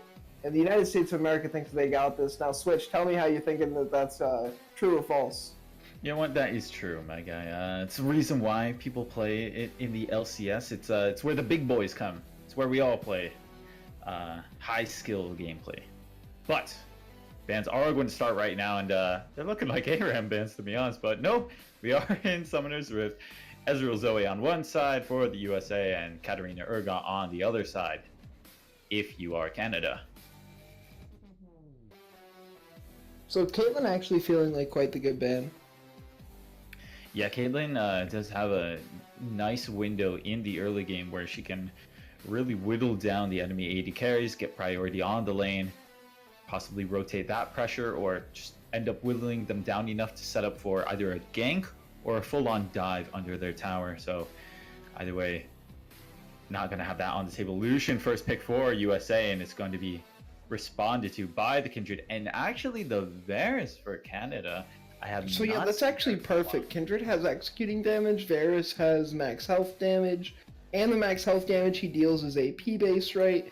So like this is actually going to work really well together. Right, yeah. Have to see how it works out in that lane. Varus, no slouch in the lane. I think these two picks just work really, really well. I'm not sure how well Varus is as an answer to Lucian. I know that his E works pretty well into him. Right. Especially if he tries to rush Bork, right? But outside of that, I'm not sure. Now, Pyke and Ryze, though, tell me what you think about those two. Yeah, Ryze is definitely a high skill cap champion.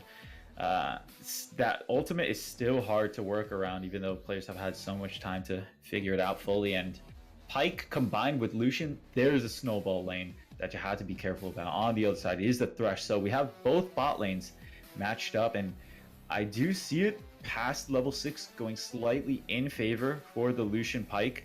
You have great damage coming out with the culling. It's a huge power spike actually for Lucian, and you combine that with the executing damage from the Pyke, I think it's super deadly. On the other hand though, you do have Varus.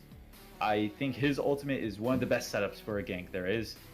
So you have that corrupting arrow, you have Thresh to follow up with some CC, hopefully let Kindred pick up that final stack onto whoever, and that's going to be menacing. So we'll have to see if they do find the right ganks. But either way, second ban phase already underway. It is going to be Riven banned, and Sion and Syndra as well taken off the table. Yeah, so now we all know that some of these picks, what we call power picks, I think Syndra defined Bjergsen right. Riven actually was just recently picked up in the LCS like 5 minutes ago if you want to go watch Riven play. Yeah, that is a Viper. But no, stay here. Don't leave. Aurelia, also a pretty good ban. I think that whenever you change her minion damage on the Q, she always ends up back in the meta. So like we should just kind of quit touching that Riot, maybe. Yeah, people just never quite content. Champions like Aurelia or Akali. I think it's just their kit. They just have so many ways to get onto squishies, and it's very frustrating to play against if you are an AD carry. And speaking of Akali, she is going to be hovered here. Not sure if she's going to be locked in. By the way, it is going to be the Jax picked up already for USA, and Jax has been a great pick so far. We did see Yuku proving to have a ton of damage in the split push against the Urgot. That was game 3. Now game 5, it is going to be Jax and LeBlanc right next to him. Yeah, now Jackson LeBlanc I think is a really strong pick in any meta. Ever since the Reaver, I've always been a fan of classic LeBlanc. Rengar also can absolutely dominate people. I actually think that Canada has a really strong team here. Yeah. The issue being Silas, who's really only going to get an ultimate out of Jax or Pyke.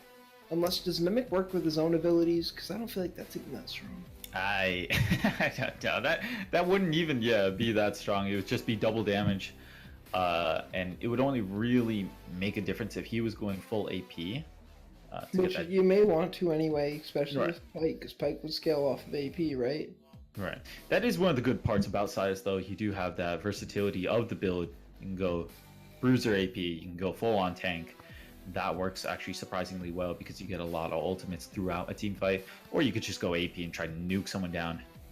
And like you said, the Rengar right next to him. Rengar is a sort of sink or swim champion that is more likely going to be played in the top lane. That's going up against Ryze. It is going to be a Jax jungle, actually. Wow, Rengar top, yeah, that always feels good. So just real quick as a side, my girlfriend, who you were trying to tell me to open up my DMs, and I was telling you I can never because of is now watching the stream. I was asking for a friend. Okay. So if you wanna say hi to Renee, she's here. Hi Renee. Just casting with your boy over here. You know, we have a very strict friend-only relationship, so lovely talking to you. Okay, cool, good talk. So now tell me how you think Rengar top competes against Jax. Does he? He does. In fact, I think he stabs Jax even. It's going to be very hard. Jax doesn't necessarily have sustain in lane. At most, he has an escape with a leaping strike, but I don't know. Oh right, yeah. Sorry, it's Jax You're jungle. pranking me, Yeah. bro. It's Jax jungle. Ryze. I just look at the teams and I think. But yeah, so how do you actually fill it into Ryze? Because I feel like Ryze might even be worse. It's hard to say. You know, I think if you can get Ryze a good foothold, and by that I mean if you can gank for the Ryze, I think it'll be very tough to play as the Rengar. However, in the early game, unsupported by junglers, I think you give it over to the Rengar. It just brings a heaping helping amount of damage with the stacks that he produces, that amplifying his Q more likely and providing a huge amount of burst damage. I don't think Ryze is going to be able to compete with that. Now, you say ganks for the Ryze. Can you tell me what a Jax gank looks like for the Ryze? Or how Kindred even answers that? Yes. Alright, so it's basically Ryze starts off with the snare, with the empowered snare, hopefully, as we do see a small invade not occurring to anything. So Ryze is going to start up with an empowered snare. You're going to have Jax already queuing up the counter-strike, leap in, land that counter-strike, and hopefully you're going to have enough burst to finish off the Rengar before he can get into any brushes, depending on where the minion wave is and all that jazz. But that's So it more or seems less like what it's going to skill look like. matchup. Right, yeah. I mean, you're going to hope that not only does your Ryze not die solo to the Rengar, but you're going to hope that he can rack up some damage against the Rengar, prep that for a gank. and Sounds like a hopefully- lot of hope. It is, to be honest. Rengar is not the most fun to play against. Blue buff. Oh, I feel so bad for Jackie Chan right now. Yeah. As a jungler Jackie myself, Chan. this honestly should be illegal. Debatable, but either way, we'll see if he notices in time. He does still have the opportunity to start that vertical jungling, like we talk about so often, going to the enemy blue buff.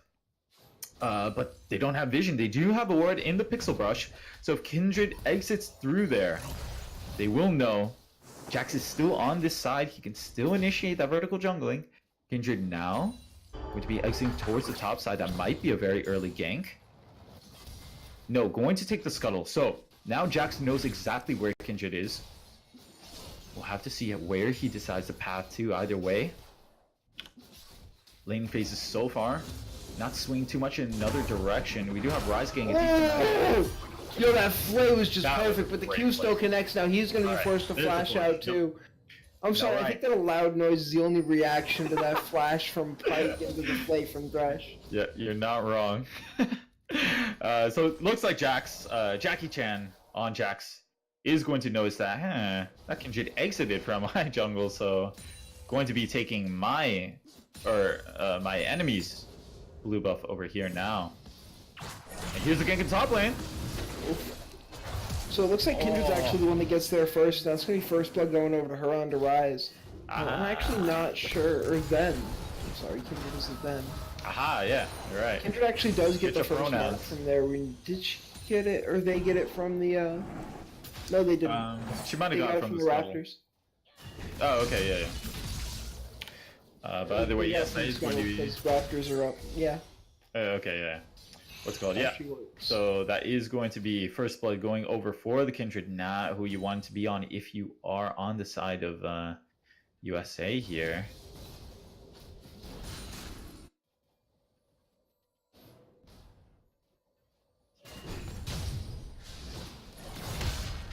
I actually didn't notice him get the kill in bot lane. Sorry. Wait, So it looks like that whoa. Lucian was able to get a kill on the Thresh with Pike.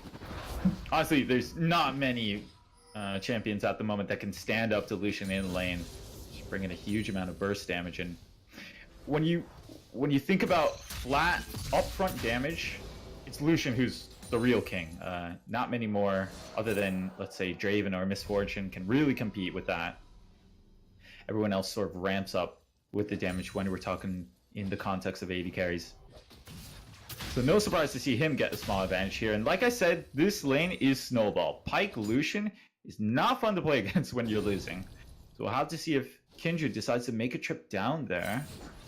This top lane seems to have evened out. They're very close in CS as well. That Canyon minion taking one for the team there. So you say very even in CS, but it looks like that Lucian's actually 10 up on the Varus, right? Oh, I mean, And in we're the top 6 lane. up in the mid lane with Silas. Well, no, I just like, I like the segue into looking at where, people really are in their golds. I think it's important. Because, like, sometimes you also see things where, like, in the mid lane, they're really only up 40 gold. That's absolutely nothing. Now in the bot lane, being up 500 gold, though, that's absolutely devastating. Now here comes Jackie big Chan up chunk. one of these ganks that we were talking Where's about. that Counter-Strike? Pre-game. Counter-Strike, though, Hey. not going to land this. Oh, he flashes.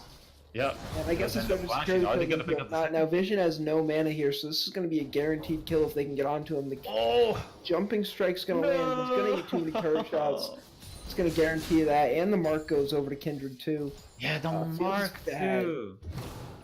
Jackie Chan could have escaped that. That just outplayed himself there. Now there goes Thresh. Thresh is going to get stunned up, locked up, beat down. And that means the Ignite is on too. Lucian's going to land as much damage as possible, but now relegated to hitting the Varus.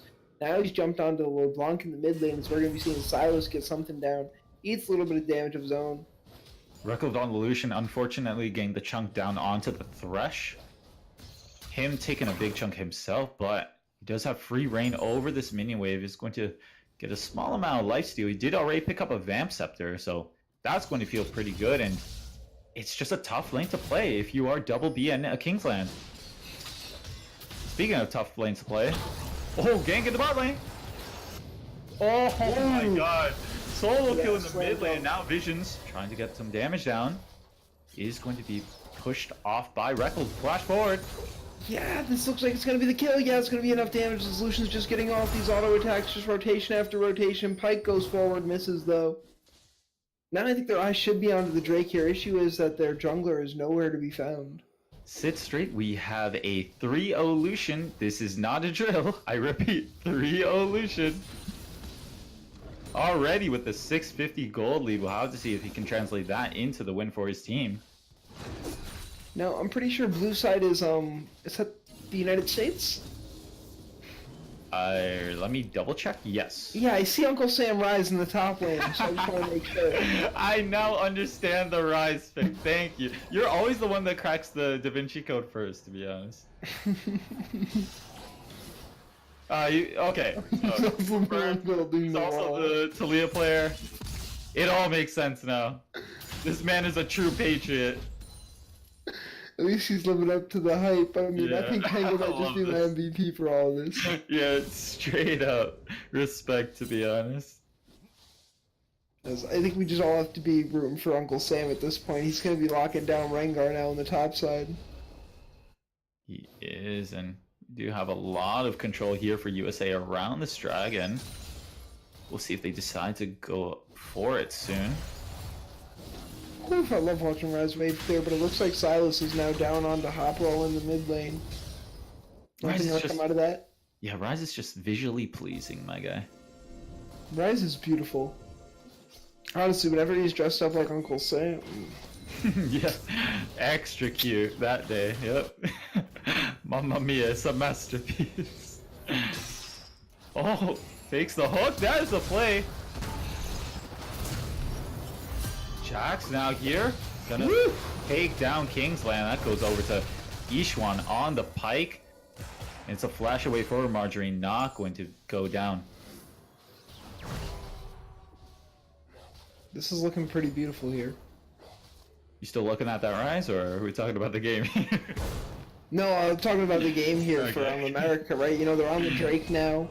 It looks like Right. they're probably going to pick up this Silas. When they pick up this Silas, they're just going to do some great things. The flash play comes out. The ultimate comes out early. Now, Kindred's actually going to be a problem here. But it looks like the Pike is just going to keep on throwing out that damage. Popo now is just trying to get something off onto Visions, but Visions' man is looking low. Red buff is only going to take him so far. Pike actually gets hooked up. That means no stun's going to come out, and you don't get the shield to AC you the entire time. He's going to go down. There you I'm go. sorry, it actually doesn't look so beautiful anymore, so they're going to turn their own attention onto the dragon. Yeah, no, those stars and stripes ain't looking like they used to. This is going to be controlled, given over to Canada, and they had Yuku rotate from the top lane down over to this dragon, so that's surely going to be Ocean Drake picked up. It's a nice one.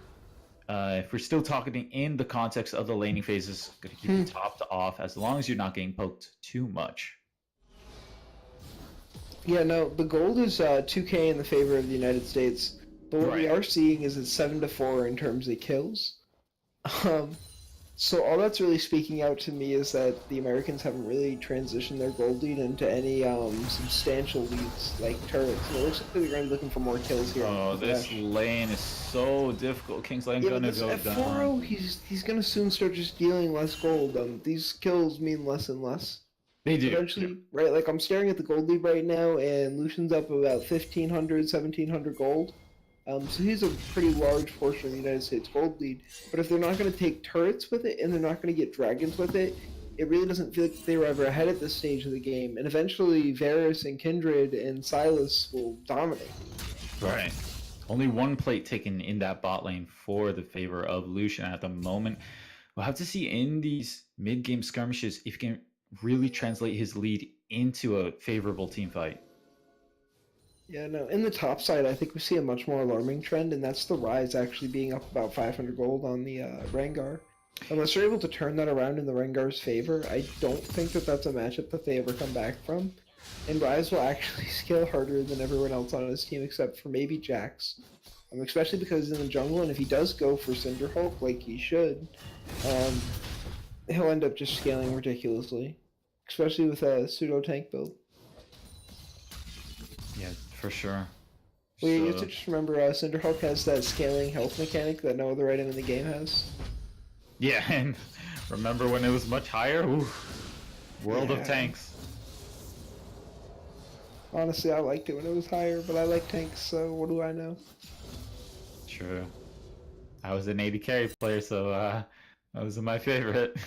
You're like, honestly, it was a little much for you to Like- get 150% of your total of your bonus HP. Yeah, I'm playing All the Tristana, time. and I'm looking at my gun like, huh? Is this thing loaded? What the heck's happening here? Rengar's actually going to get a dive here on Tango, and now Visions is with him. Now, remember, the first kill didn't actually he's transition rude. to anything. Visions is going to take the second one as well, so it's 2 assists onto Rengar. I feel like if Visions gave over one of these assists, we might see Yoku actually start to do something with his lane. It's tough because even though the Rise does die, kill doesn't go over to Yuku, and he's constantly being outscaled. Like you said, this Rise scaling like a monster into the mid lane. Here we go, though. So now, if Kindred's able to start killing people like the Jax, we'll definitely see her in a much better position. Although when the whole team's able to be really hard not down. really able to take out Jackie Chan. Jackie Chan's going to go into a stasis now.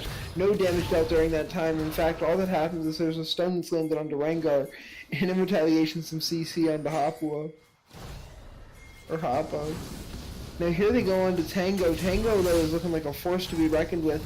Now the Ignite's down onto Silas. Silas isn't going to get those big heals. Unfortunately, the Kindred ultimate comes down. That means the Canadians are going to stay up just a little bit longer. Calling does hit, and that means Visions is going to go down, and it's just a man on a mission as Reckle is just dominating people. Here comes Pike. He's going to land that Q onto Varus. Once Varus goes up, he gets hit by the W, and the W lands. That means movement speeds onto the Lucian, and he has nowhere to go. The kill actually lands onto the LeBlanc. Now, is there any way you could break down what's just happened to me or what's going to happen when we switch? No, there's no way I can break down. So what's going to happen? What's happening next? Alright, I see some tower pushing. No, wait, he might. No, not going to get hooked.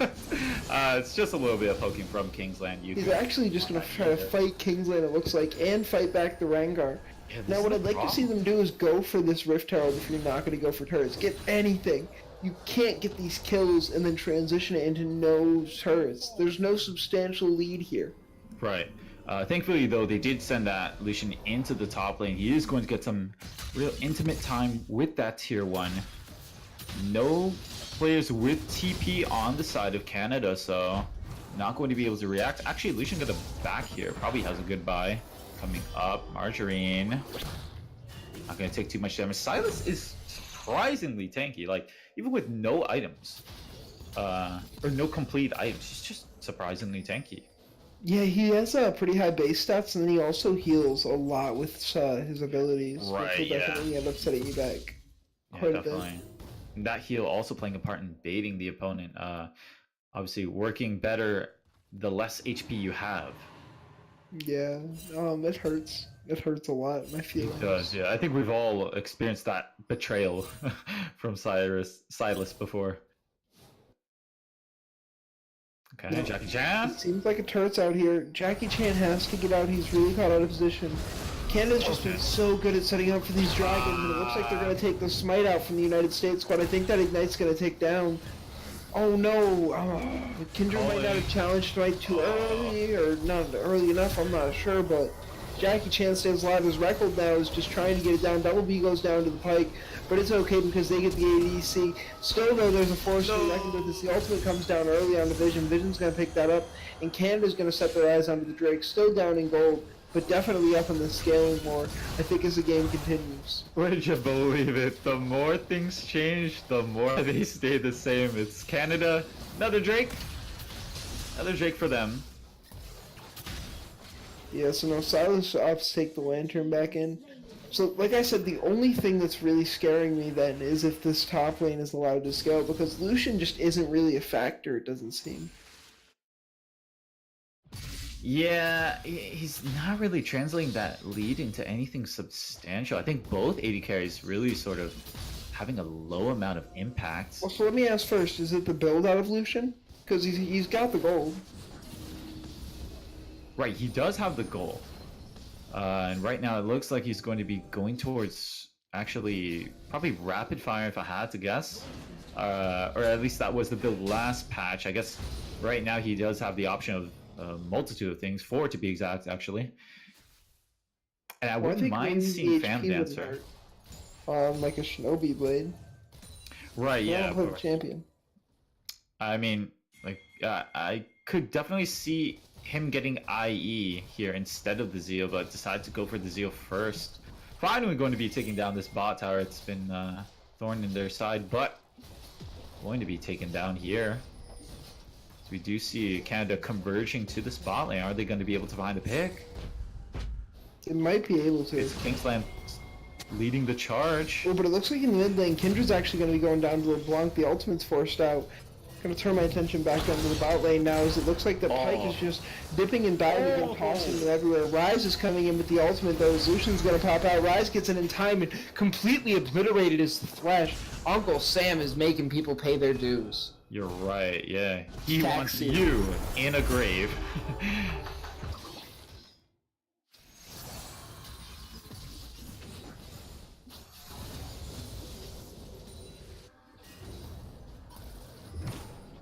Here we go though, Lucian. There's a flash out of Tango. Tango's going to root him up, but I don't think that flash was ever going to be worth it. Unfortunate, and now the pressure on Canada here. But they're Also, grouping just a up tip, down if here in you the are going to bot flash, lane. make sure you press the ability first. Here goes the hook though, and that's going to be Tango just getting beat down and shut down. Hey, you can now Rango though, he jumps out of the ultimate now. He gets stunned up by Pike too. Oh, Jackie Chan's up in the front line. Counter-Strike's going to deal a lot of damage. That goes down to Yoko. Good calling. Here's the turnaround. Records trying to make this turnaround happen. He's going to blow down Yoko first. Next on to Kingsland. That's going to be Pike picking up that kill. And then we're going to see Jax go down in the back line. Pike's going to pick up another one Margarine. as he takes down Margarine. And I'm sorry, it just looks like I lose total control of what happened there as the LeBlanc blows up nearly everybody, and Silas is now turning his attention onto her, and the teleport's going to be coming out of none other than Tango. And Tango picks up the kill. Hoppo's going to be making his way down. Now, are they going to be able to pick up a turret here? Unfortunately not. Just don't have the right resources up. Obviously both AD carries died there, so it's just going to be more or less a reset for both teams, and I don't see the gold swinging too much in one direction. I think it might have been a slight advantage taken over for America, but could be wrong, to be honest.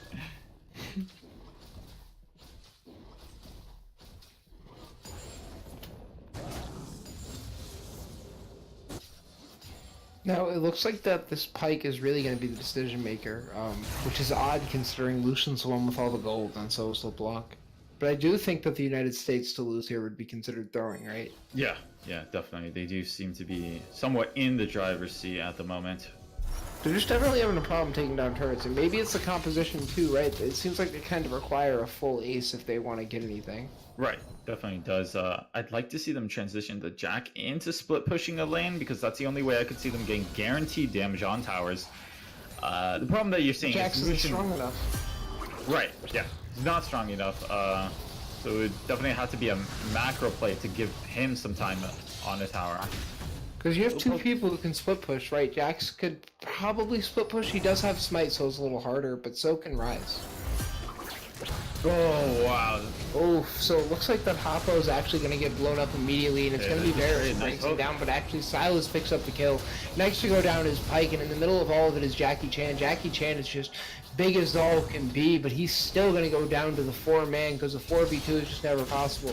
Reckles, who might be 7-2, just isn't able to deal the damage to even take down more than one member on the opposing squad, and Kingland tries to hit him and instead just takes a bit of poke for his trouble. That fight going in favor for Canada. It was a 1-for-1, and then it was a nice hook landed by a King's Land to lock up Jackie Chan on the Jax.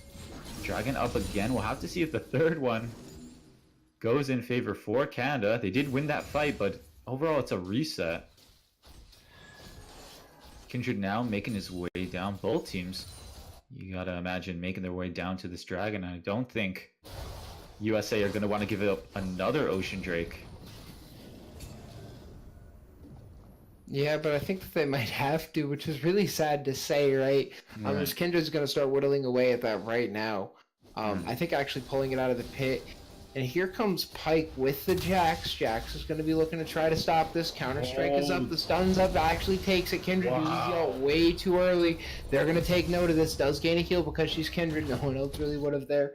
And I really think that's a major misplay. That's going to put the United States back in the driver's seat. That enables a split push. We're able to back off constantly and come back with HP, right? Right, yep. That might have an influence on this top lane, because we do see them going even for the most part. You could just healing up most of that damage. The siege onto the mid. Oof. There we go, that's a stun landing, but he's going to take the lantern immediately out, and there's Kindred just getting blown up without even a second thought. And there's Margarine going down to another death. Beautiful play from the Blanc too to just take out the Thresh. And just the fight that they were looking for. It looked like everyone just kind of split up like dominoes, and they each took turns using their assassination to take them down. Reckle just getting everyone low enough to do it too. And while that's all happening in the top side, Tango, the man of the hour, man of the day, taking out another turret for the United States squad. That's going to put them firmly up 5 towers to none. Now that means that any comeback opportunity is going to be forced with at least 3 different shoves down a lane for them to get it, right? Yeah, totally. I'd love to and that's see... lucky, right? Like, it's probably going to take 4 or 5. Yeah. So they're looking at 4 or 5 one-team fights for Canada if they want to win this one, and they have to be on their A game. And plays like that aren't going to do it now. Same thing though. The Blanc can't be getting picked out there as Hoppo just gets shut down. And the shutdown goal goes on to Double B. Now we all know Double B is a force to be reckoned with. He's 3-2-9 right now, actually kind of mirroring his Ezreal score. We'd like to see him be doing a lot better. He's just had a rough couple of skirmishes so far. Ended up getting a nice pick. Not sure if LeBlanc had a bounty. Yes. Looks like she did have a 600 gold bounty. So that going over to The rest, like you said, aiming towards that Rune and Hurricane now. And if he gets enough time to stack up the passive and proc it with some Blighted Arrows, I think it could prove to be very effective. And I want to see more of this 1v1 between the Ryze and the Rengar, because it's actually a lot of interesting interactions.